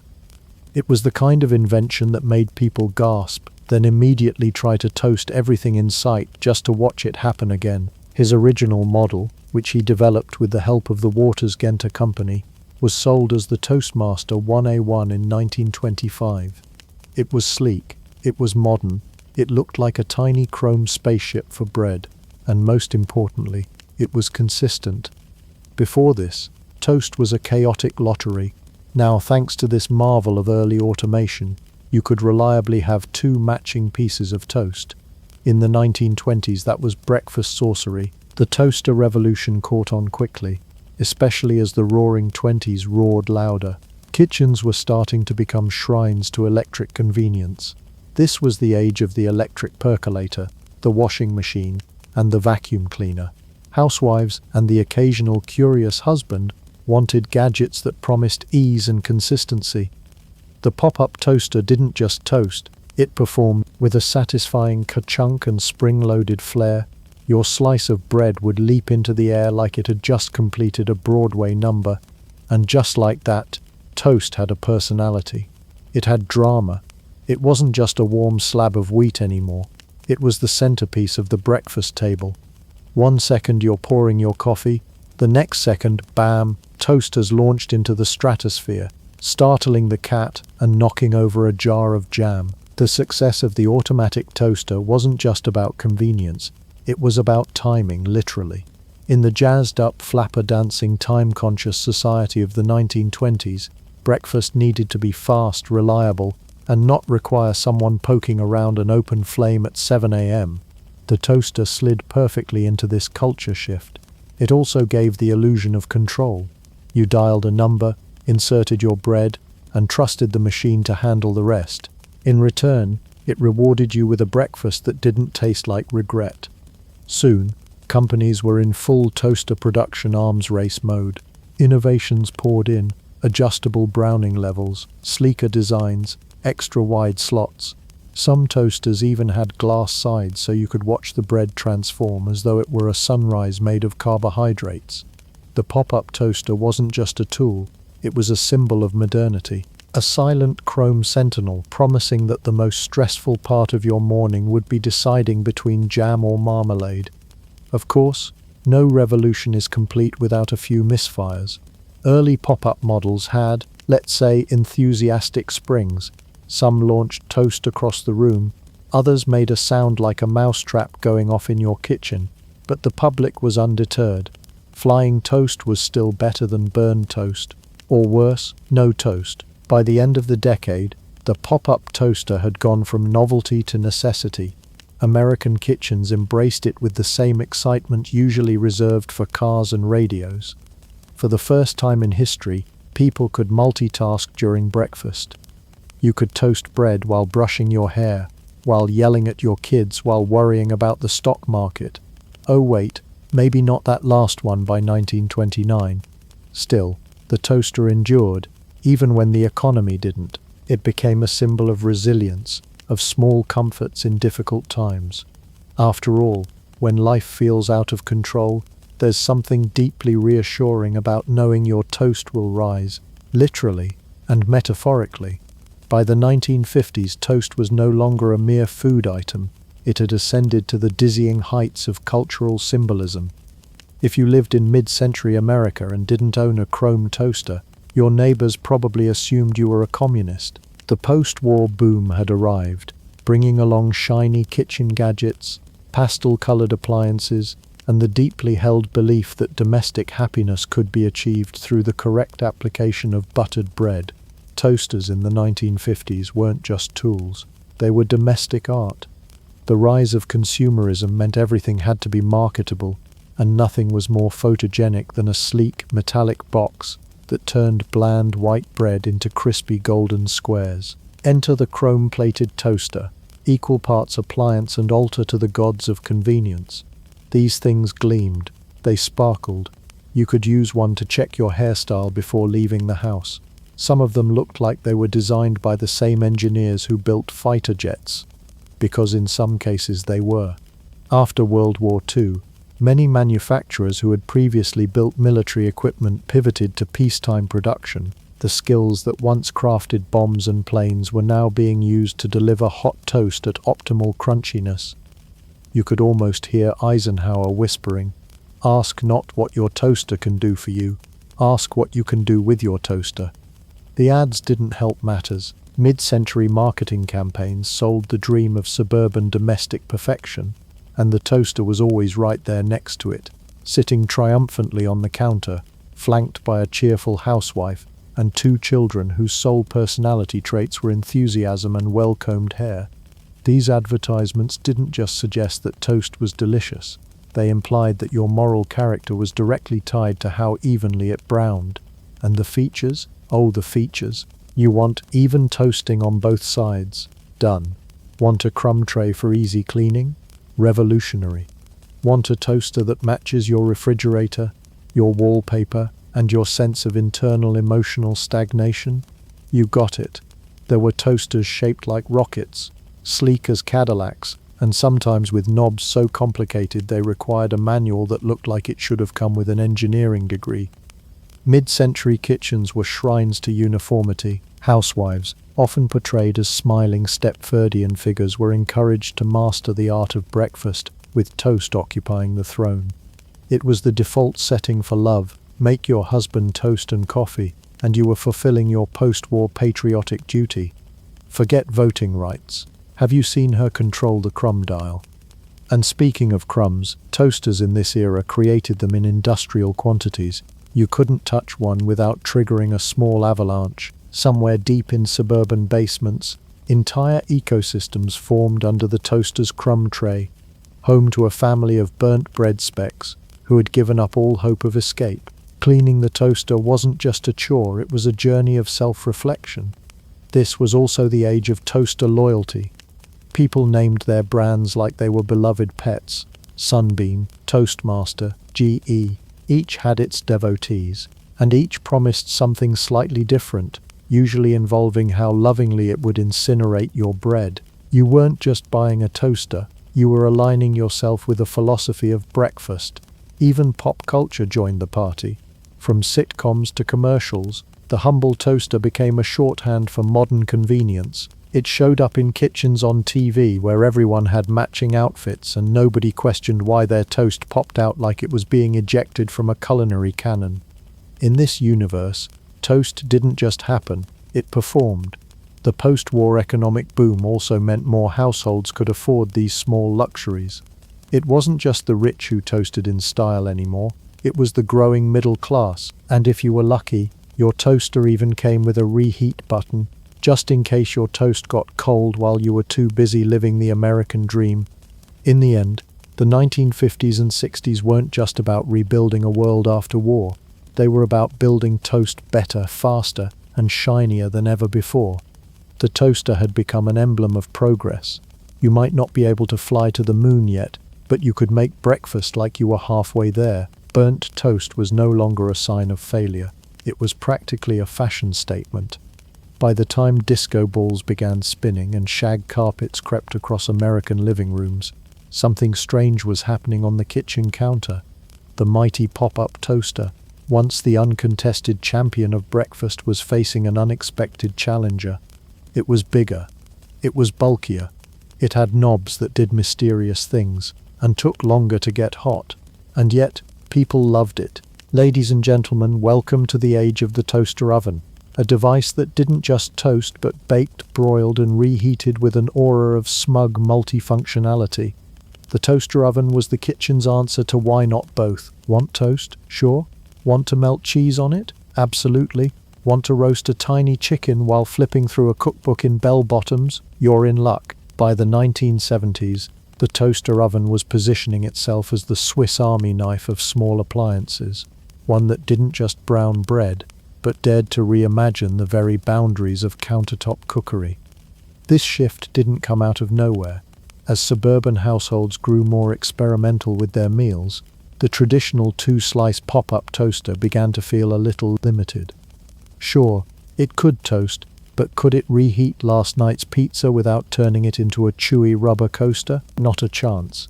Meanwhile, the toaster oven slid in with the cool confidence of a kitchen Casanova, whispering seductively, "I can do it all, baby." Unlike its pop-up predecessor, the toaster oven was versatile. Its door swung open with theatrical flair. Its wire rack gave users options: top rack for browning, bottom rack for gentle heating, middle rack for your Goldilocks-level toast ambitions. And then there was the crumb tray, removable no less. The toaster oven didn't hide its mess under the surface. It invited you to clean it up like a responsible adult. Classy. Breakfast was no longer just about toast and butter. The 1980s saw the rise of open-faced sandwiches, bagels, and experimental toaster creations that resembled edible science projects. The pop-up toaster, with its tight slots and one-trick attitude, simply couldn't keep up. Bagels either got stuck or emerged with the texture of a building brick. The toaster oven, meanwhile, accepted carbs of all shapes and sizes with open arms and glowing coils. Of course, the toaster oven had competition of its own, the microwave. This cold-hearted newcomer from the space-age future promised lightning-fast meals and the uncanny ability to make food simultaneously boiling and frozen. Yet despite its speed, the microwave couldn't brown a thing. It could warm bread, sure, but it did so with all the texture and charm of a damp sponge. The toaster oven, by contrast, took its time, but rewarded your patience with crispy golden perfection.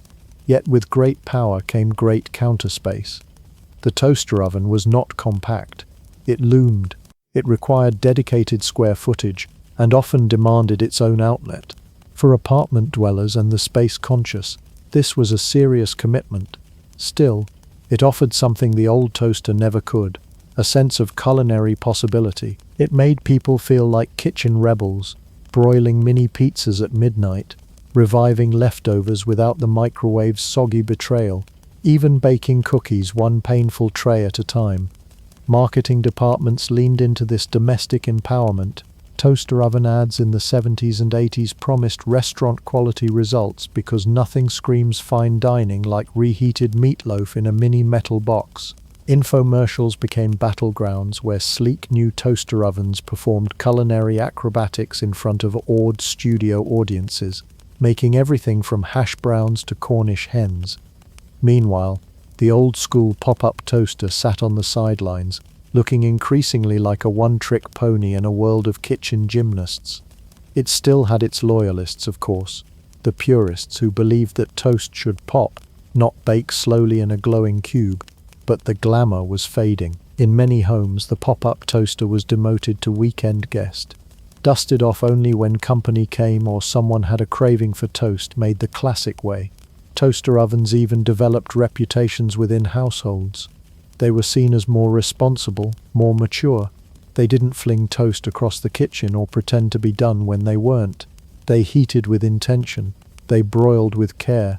In many ways, the toaster oven was the older sibling of the pop-up toaster, more capable, more refined, and if we're being honest, the one your parents secretly loved more. By the 1990s, the toaster oven was everywhere.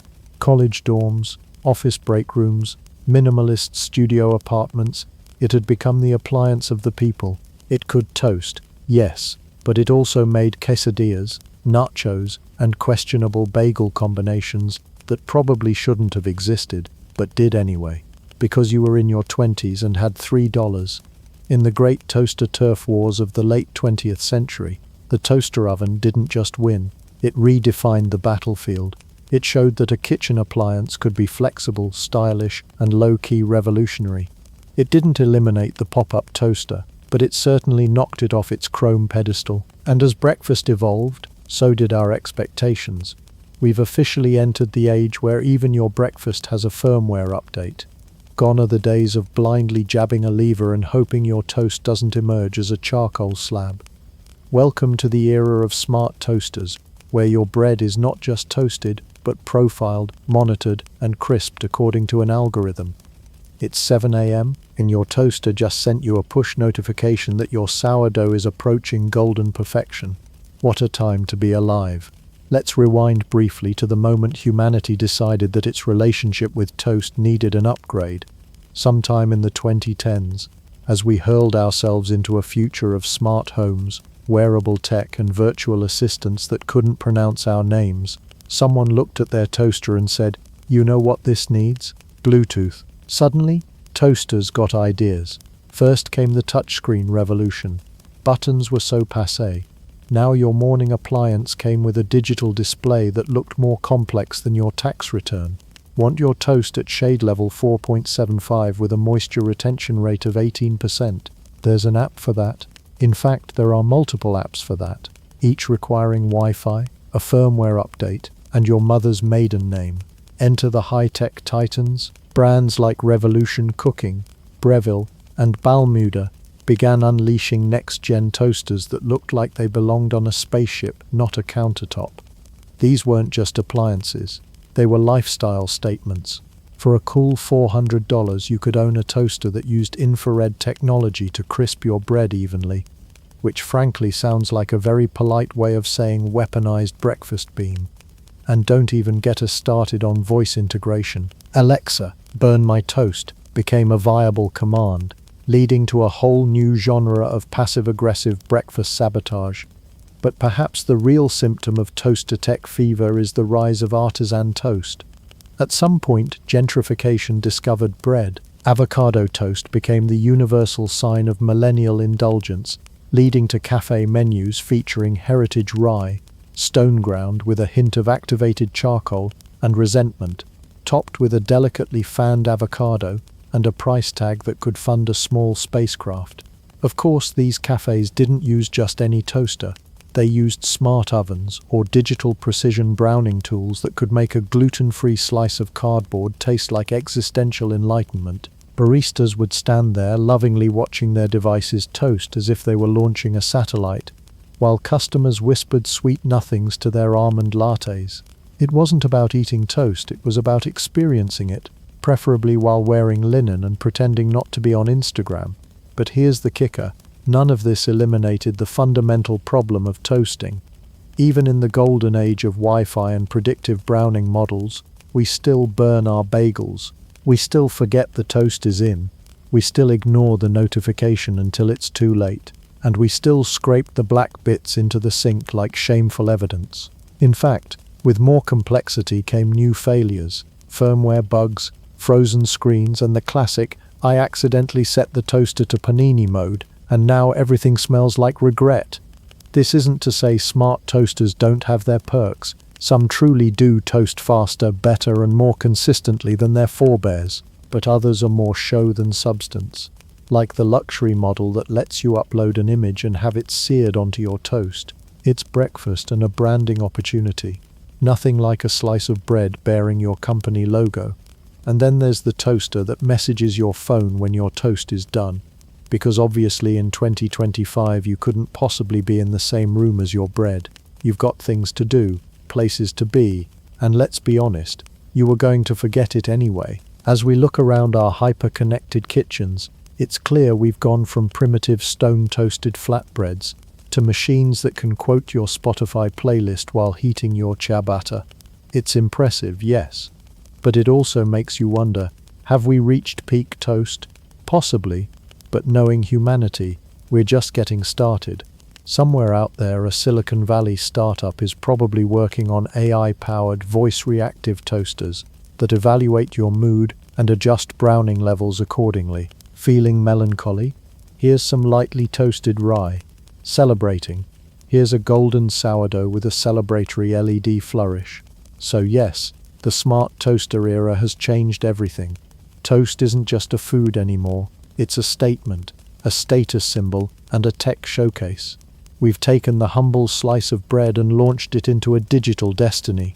Whether or not it tastes better is still up for debate, but one thing's for certain. Your toaster now knows your Wi-Fi password, your breakfast schedule, and possibly your darkest secrets, all in the name of a golden brown crunch. Before the zipper zipped, there was a time when getting dressed felt more like assembling furniture blindfolded with no Allen key in sight. For centuries, humanity battled their own wardrobes, held hostage by a merciless league of closures, buttons, laces, hooks, toggles, ties, pins, clasps, and in especially cruel cases, whalebone corsets that required backup. Welcome to the pre-zipper world, a realm where fashion was less about convenience and more about contortion. Let's begin with the humble button, an invention so ancient it predates written language. Archaeologists have unearthed decorative buttons in the Indus Valley civilization from around 2000 BCE. But don't get too excited. They were ornamental, not functional. It took a few thousand years for humans to realize buttons could actually fasten things, not just show off your grandmother's taste in shellfish jewelry. By the Middle Ages, buttons had reached Europe and quickly became fashion's favorite form of elitist torture.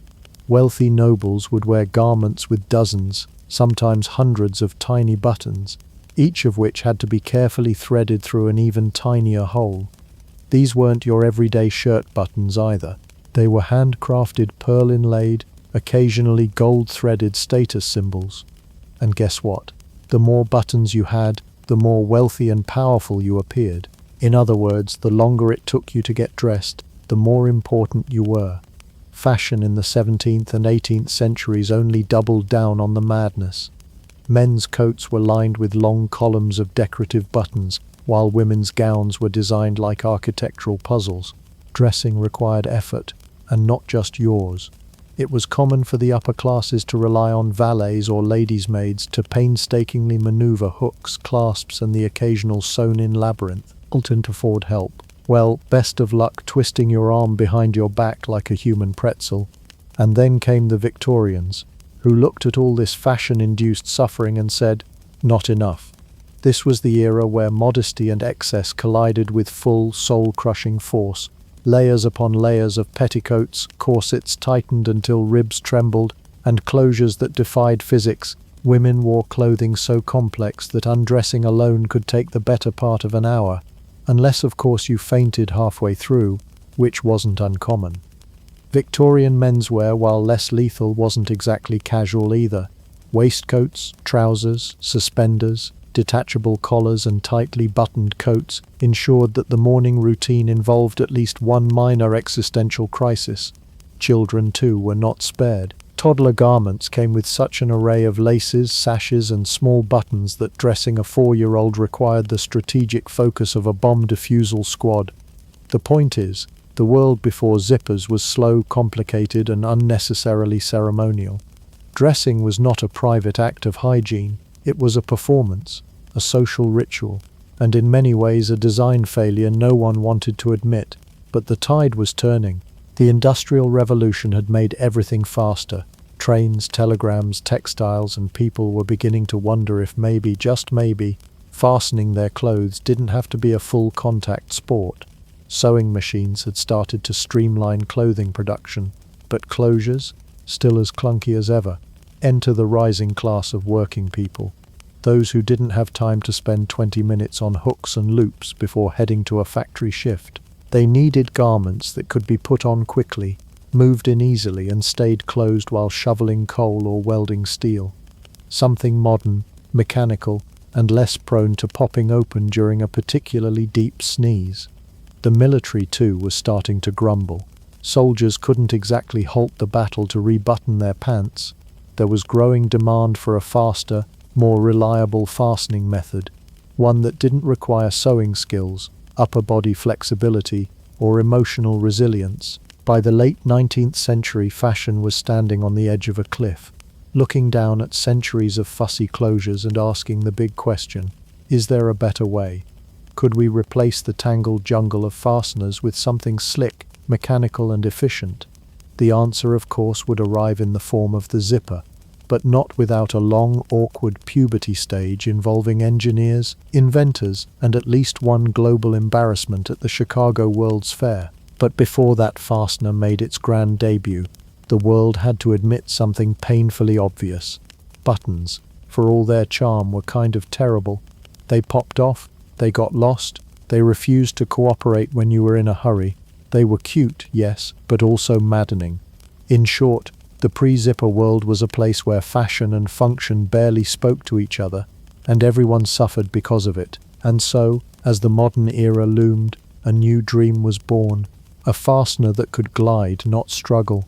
A closure that didn't require a servant, a shoelace tutorial, or a strong pair of tweezers. The zipper was coming, slowly, ironically, but when it arrived it would shake the fashion world, and sometimes get stuck halfway up. Every great invention has an awkward adolescent phase, and for the zipper, that phase had a name, Whitcomb L. Judson.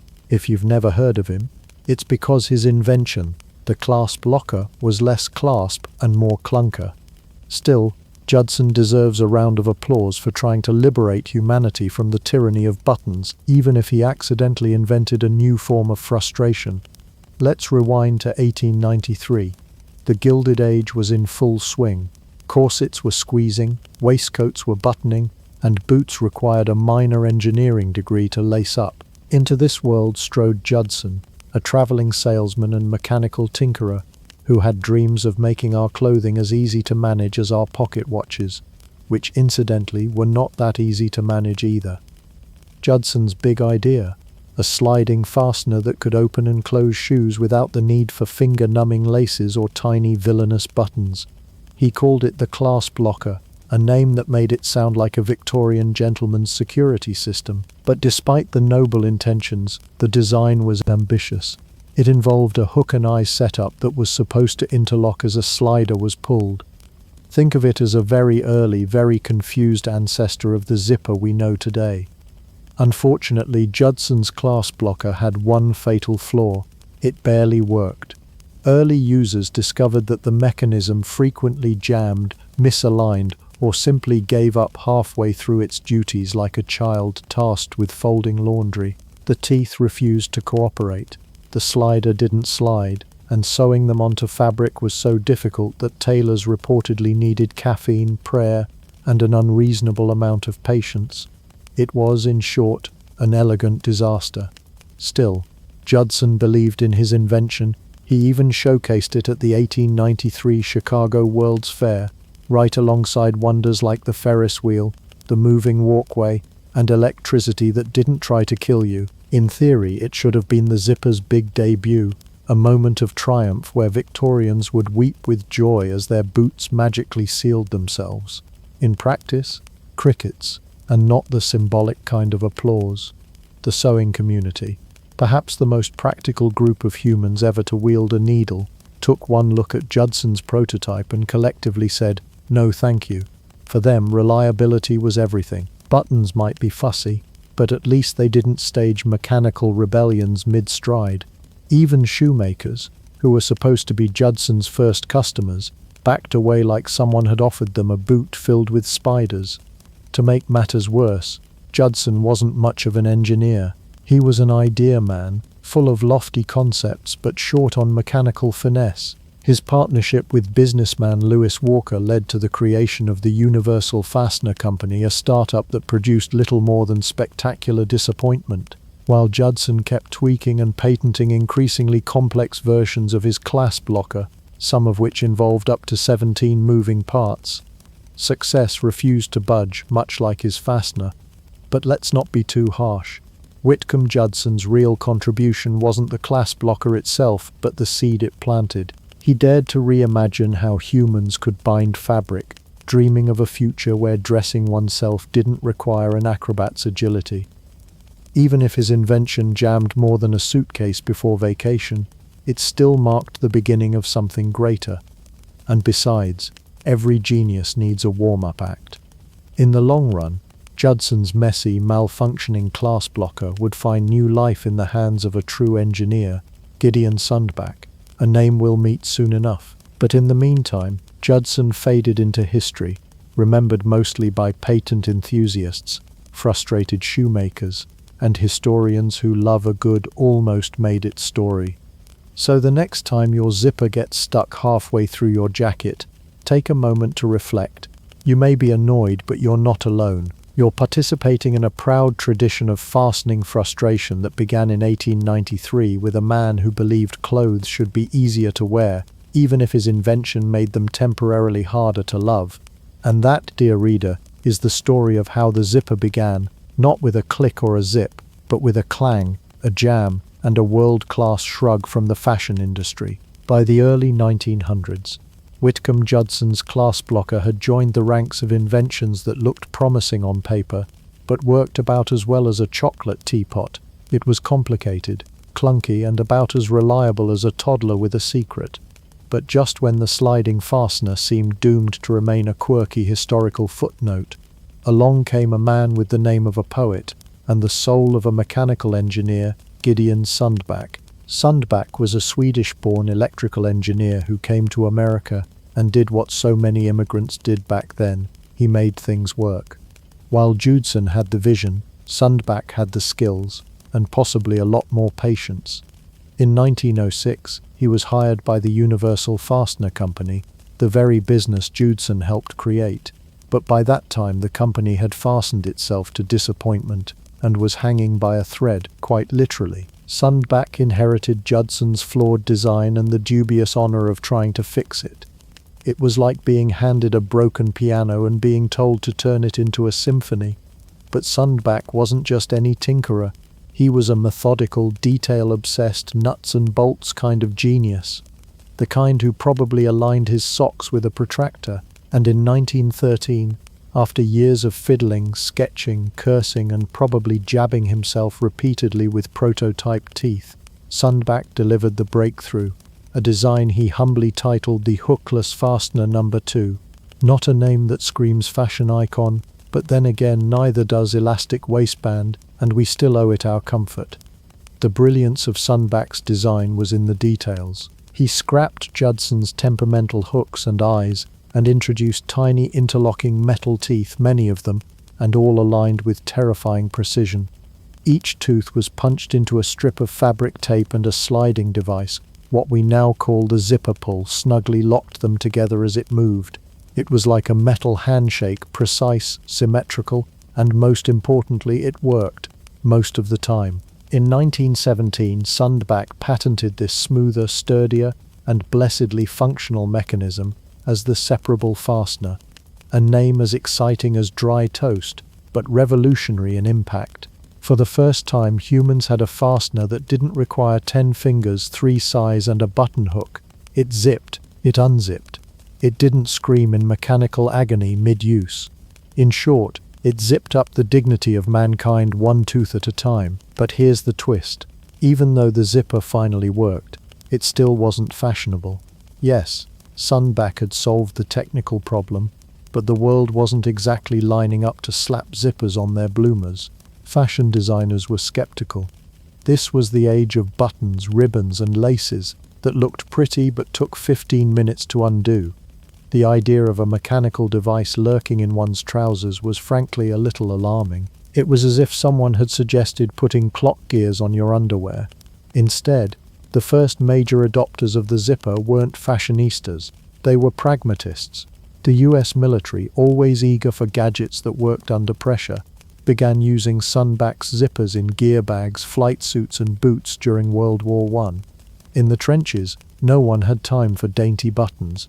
You needed your gear fastened fast, and the zipper delivered, quietly and efficiently, like the unsung hero it was. Meanwhile, Sundback didn't rest on his zipped-up laurels. He continued refining the production process, and even invented a machine that could crank out hundreds of feet of zipper teeth per day. It was called the SL machine, and it could produce an astounding several hundred feet of fastener per day, which by 1910 standards was essentially industrial sorcery. So no, Gideon Sundback didn't make the zipper cool. He didn't dazzle Paris or revolutionize the runway. What he did was something more quietly heroic. He took a deeply flawed invention and made it usable, slightly less infuriating, almost elegant. He gave humanity the first real taste of zipping, and though few noticed it then, it was a pivotal moment in the long, twisty story of human convenience. And while he never became a household name, Sundback did get a lasting tribute. In 2006, he was inducted into the National Inventors Hall of Fame, a modest honor perhaps, but fitting for a man whose greatest triumph was turning a daily nuisance into a minor miracle. Because sometimes changing the world doesn't require flair, just teeth that actually line up. When the world descended into the chaos of the First and Second World Wars, nations scrambled to equip millions of men for life in muddy trenches, frigid forests, and blistering deserts. And amid the bullets, barbed wire, and bureaucratic blunders, one unlikely hero marched onto the scene, the zipper. Yes, the humble zipper, the very same tool that might betray you in a dressing room, was suddenly essential military hardware, and while no general ever stormed a battlefield shouting, "Deploy the fasteners," the impact zippers had on military efficiency was, quite frankly, the stuff of fastening legend. Before the wars, most soldiers still relied on buttons, laces, buckles, and complicated flaps that seemed designed to test your patience under enemy fire. Boots needed to be laced like corsets, jackets buttoned up like Victorian dinner coats, and trousers fastened with enough fabric origami to qualify as performance art. But war waits for no one, especially not someone fumbling with a stubborn button in freezing rain. Enter the zipper, quick, sturdy, and relatively idiot-proof, a perfect fit for a global conflict that demanded speed and simplicity. The military took notice of this shiny little mechanism, thanks in large part to its newfound reliability, courtesy of engineer Gideon Sundback. By the time WWI rolled around, zippers had started appearing in military gear, particularly in boots. Soldiers needed to gear up fast, and unlacing a muddy boot while shells exploded nearby. Not ideal.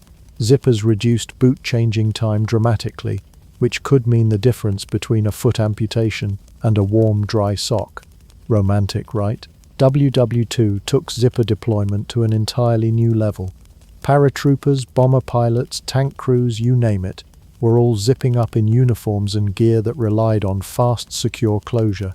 Flight suits in particular became zipper showcases, often including multiple zippers running up the front, legs and arms for ventilation, quick undressing and access to essential tools or snacks, no judgment. The zippers had to be rugged, weather-resistant and resistant to corrosion, which is why early military zippers often used brass or nickel-plated components.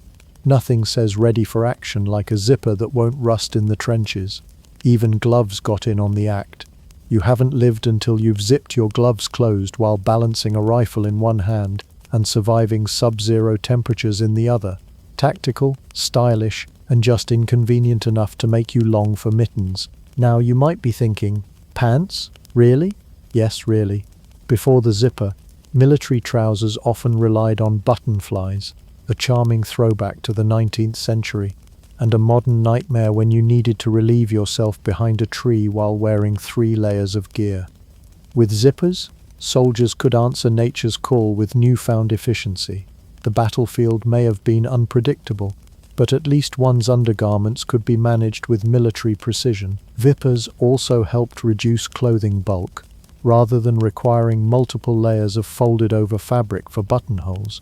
A single zip could close a jacket flush against the body, reducing drag, snag, and the possibility of getting caught on barbed wire because, let's be honest, death by overcoat is not a dignified way to go. Of course, buttons didn't go quietly. Traditionalists scoffed at this machine-age nonsense, claiming buttons were more dignified and durable. Some officers even insisted on buttoned uniforms to preserve tradition and discourage sloppiness, but that didn't last long. The war demanded practicality, and nothing screamed modern efficiency like a zipper that could close your jacket before the bullets flew, and the soldiers loved it. The zipper was fast, intuitive, and required no delicate coordination, a must when you've been awake for 72 hours on a steady diet of rations and adrenaline. Zippers made daily life in the field just a bit more bearable, which, during war, was a miracle all on its own. By the time peace treaties were signed and soldiers came home, the zipper was no longer some niche novelty. It had proven its worth, not on fashion runways but in foxholes and fighter planes. Returning veterans brought their fondness for zippers with them into civilian life, workwear, and eventually mass-market fashion. So the next time you zip up a hoodie or close your gym bag with one hand while holding a coffee in the other, take a moment to salute the zipper's wartime resume. It didn't just make your life easier, it probably saved a few lives too. For decades, the zipper was like a brilliant child no one invited to the party. It was smart, functional, and just waiting to shine. But fashion wasn't having it. Until the 1930s, the zipper mostly languished in utilitarian obscurity, clinging to boots and tobacco pouches like the underdog of the textile world. Then came the French, and as anyone who's ever bought a striped shirt or attempted a sultry pout knows, when France speaks, fashion listens. Enter Elsa Schiaparelli, part designer, part surrealist, part zipper evangelist. In the heady fashion scene of Paris, where elegance was measured in centimeters of hemline and ounces of disdain, Schiaparelli was a breath of scandalously fresh air. She didn't just flirt with modernity, she waltzed with it in shocking pink. And her favorite dance partner, the zipper. Up until this point, high fashion had viewed the zipper as a blue-collar contraption, something you might find on a mechanic's jumpsuit or a soldier's field jacket. not on the sinuous back of a silk evening gown. Buttons, with their dainty aesthetic and sense of polite decorum, had always reigned supreme. But Chiarelli, never one to follow the sewing line, began to insert zippers boldly, visibly, and provocatively into her couture pieces. It wasn't just a case of hiding the mechanism beneath a fold of fabric. No, Chiarelli treated the zipper as decoration, a vertical streak of functionality right where the eye could see it. On jackets, skirts, evening dresses, even gloves. The zipper had been liberated from its background role. It was no longer an invisible solution. It was fashion's new exclamation point. And it didn't go unnoticed. Her designs caught the eye of Vogue, American buyers, and a bevy of curious competitors. Suddenly, zippers were no longer associated with dusty factory wear, but with avant-garde glamour. They were edgy, sleek, and perhaps most dangerously efficient. In an era still reeling from the languorous demands of corsets, hook and eyes, and an unending parade of buttons, the idea that one could get dressed quickly and look good doing it, positively revolutionary. Of course, the old guard was horrified. There were pearl-clutching articles about how zippers were a threat to modesty, that they encouraged speed, and with speed came moral decline. If you could unzip a dress in seconds, what would become of the sacred pause of anticipation? Fashion was not just about appearance, it was about ritual. And the zipper, well, it was fast-tracking a cultural overhaul. But like many moral panics, the outrage only added fuel to the fire. Young designers, particularly in the US, saw an opportunity. The zipper was stylish, modern, and thanks to industrial production, relatively affordable. Ready-to-wear labels began incorporating them more liberally, recognizing not only their practicality, but their ability to signal that a garment was contemporary. It wasn't just a zipper, it was a timestamp. The 1930s also saw men's fashion embracing the zipper with surprising enthusiasm. In 1937, Esquire declared the zipper fly superior to the button fly, calling it the newest tailoring idea for men, and praising its flat, neat, and yes, dignified closure. For a brief, glorious moment, zippers were the future. They were going to solve everything. There was even a brief detour into zipper erotica. Advertisements began playing up the sensual ease of a zip, how it could lower a dress with a single flirtatious motion. While buttons required careful fiddling and deliberation, zippers were daring. They whispered of possibility. They had a sound, a click, a whoosh, a promise. Of course, as with all revolutions, not everyone joined the march. Some couturiers still clung to buttons, claiming they added a level of craftsmanship zippers could never match. And in truth, there was something still slightly scandalous about zippers in elite fashion circles, like wearing sunglasses indoors or speaking English in a Paris cafe.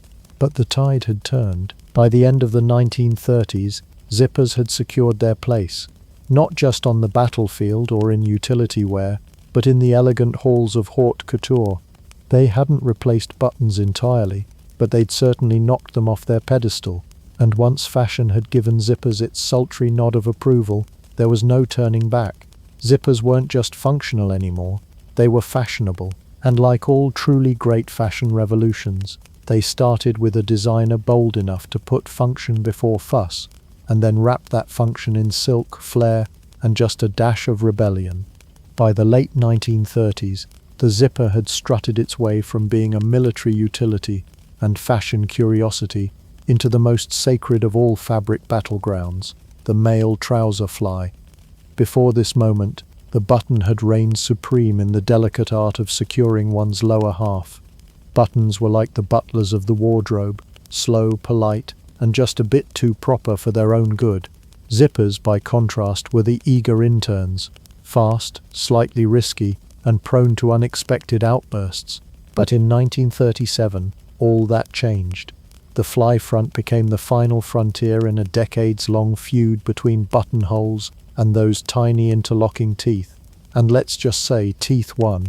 The official beginning of the end for buttons came when the zipper's potential for speed, convenience, and oddly enough modesty got weaponized in a full-blown advertising war. On one side, you had the traditional buttonhole manufacturers, clutching their double-stitched pride and years of perfectly measured spacing.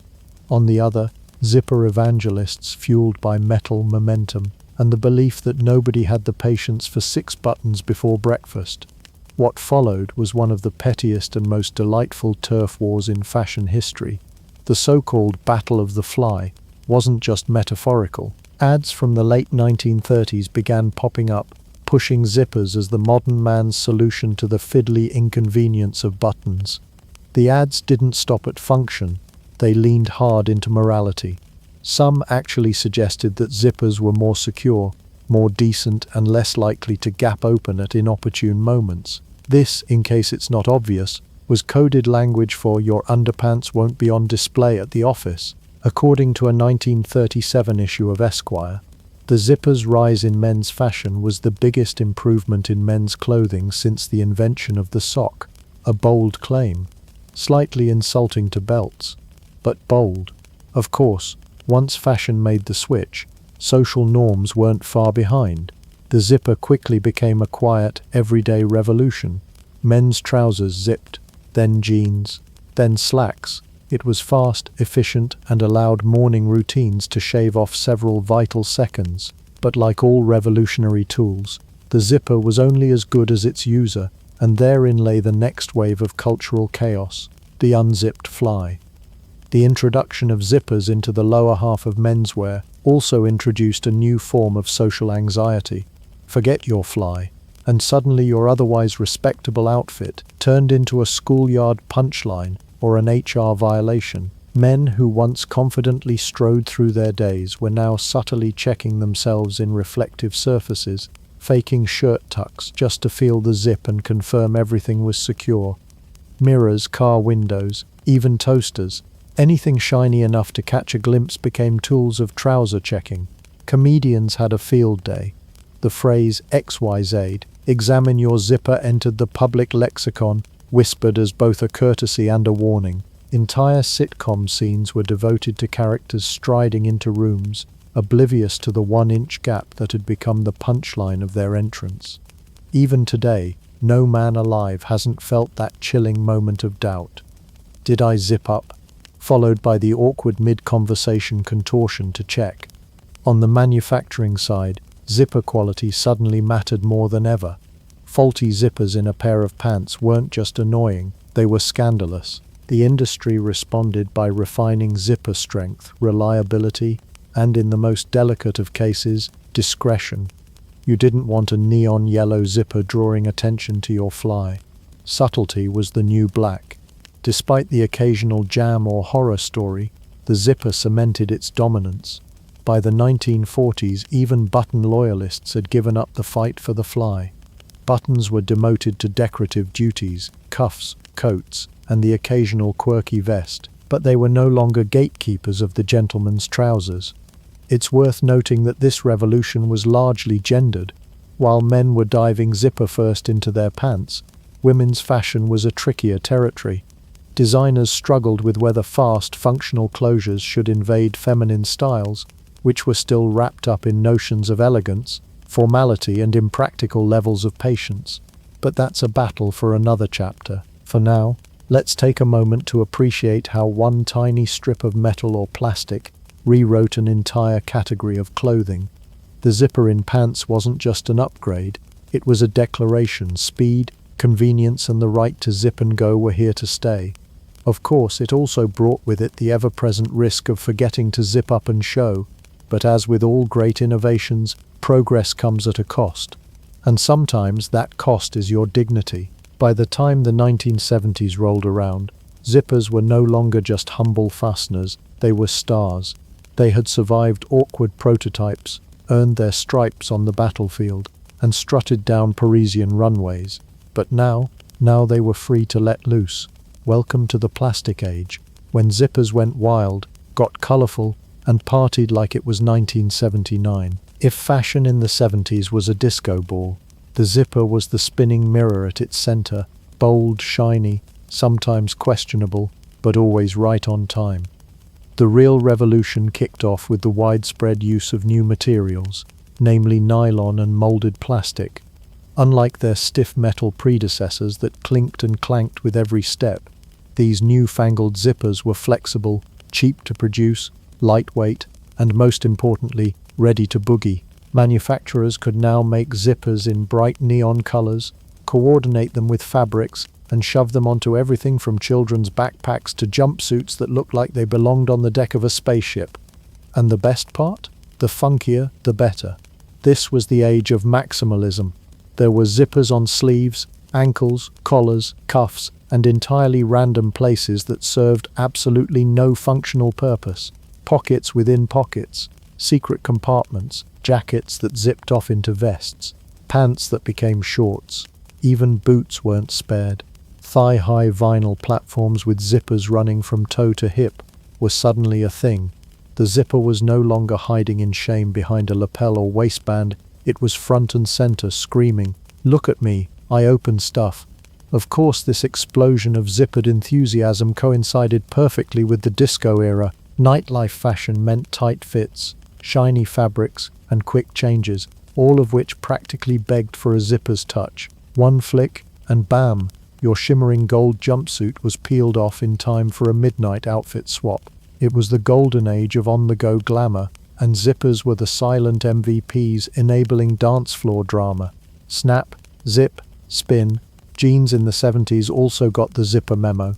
Bell bottoms flared wide, but the waist was often cinched high and zipped tight. Brands like Jordache and Gloria Vanderbilt embraced the zipper as part of the denim identity.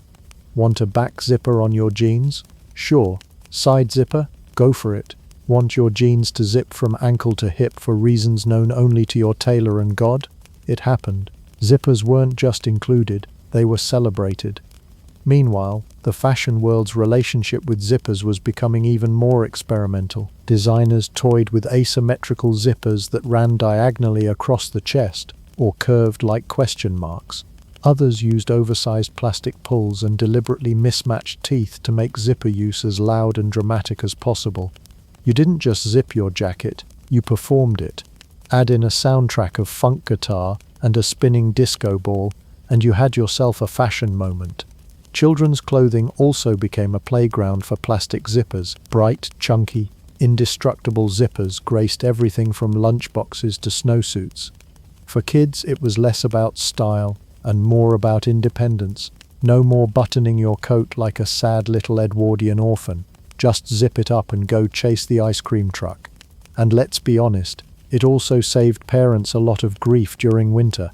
Few things are as humbling as trying to shove a child into a wool coat with 6 buttons during a snowstorm. Plastic zippers, instant parenting win. But even amidst all the fanfare, the 70s zipper wasn't without its challenges. These new plastic models, while flexible and fun, sometimes lacked the durability of their metal ancestors.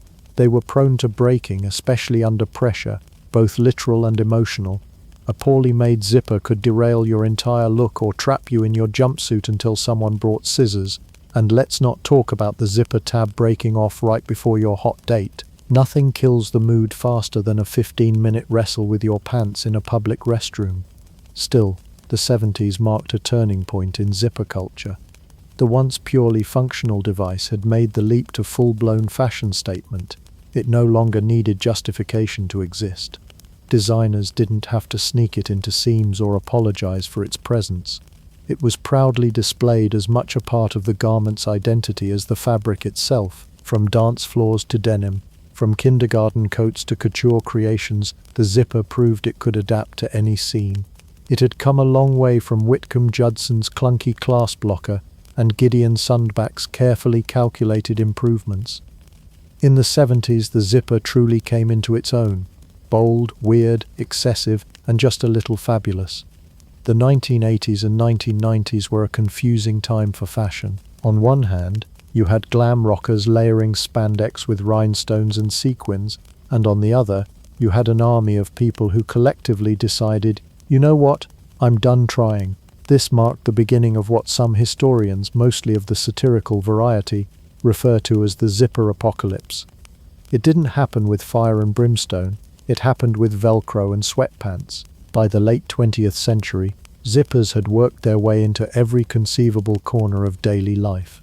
Pants, boots, dresses, tents, pencil cases, jackets, suitcases, and that weird fold-up futon you could never quite close. The zipper had been king of the fastening world for decades, but like many monarchs before it, comfort and complacency made it vulnerable, and soon a new challenger crept in. Loud, scratchy, smugly simple, Velcro. Velcro had all the tact of a toddler throwing cereal on the floor. It arrived in the 1960s with aerospace aspirations, literally invented by a Swiss engineer after noticing how burrs stuck to his dog's fur. But it wasn't until the 1980s that Velcro went mainstream. Initially pitched as futuristic and space-age, Velcro started creeping into shoes, wallets, backpacks, blood pressure cuffs, and eventually the hearts of people who'd had just about enough of fiddly zippers jamming in the cold. Then came the sweatpants. With the rise of athleisure wear, jogging suits, yoga pants, and business casual morphing into business very casual, the world shifted toward a clothing revolution driven by one core idea: don't make me work for it. Elastic waistbands replaced fly zippers, hoodies replaced zip-up jackets, drawstrings did the heavy lifting once reserved for sturdy brass teeth. It was the golden age of lazy wear, and zippers were no longer invited to the party unless they showed up on the ankles of Adidas track pants or hiding under a flap in a backpack. The zipper had gone from being the futuristic invention of the 1930s to looking like a relic from a time when people actually ironed their clothes. Manufacturers began opting for cheaper closures, and consumers were seduced by the ease of tear-away fastenings and stretchy everything. Velcro, for all its ear-grating unpleasantness, became the poster child for convenience.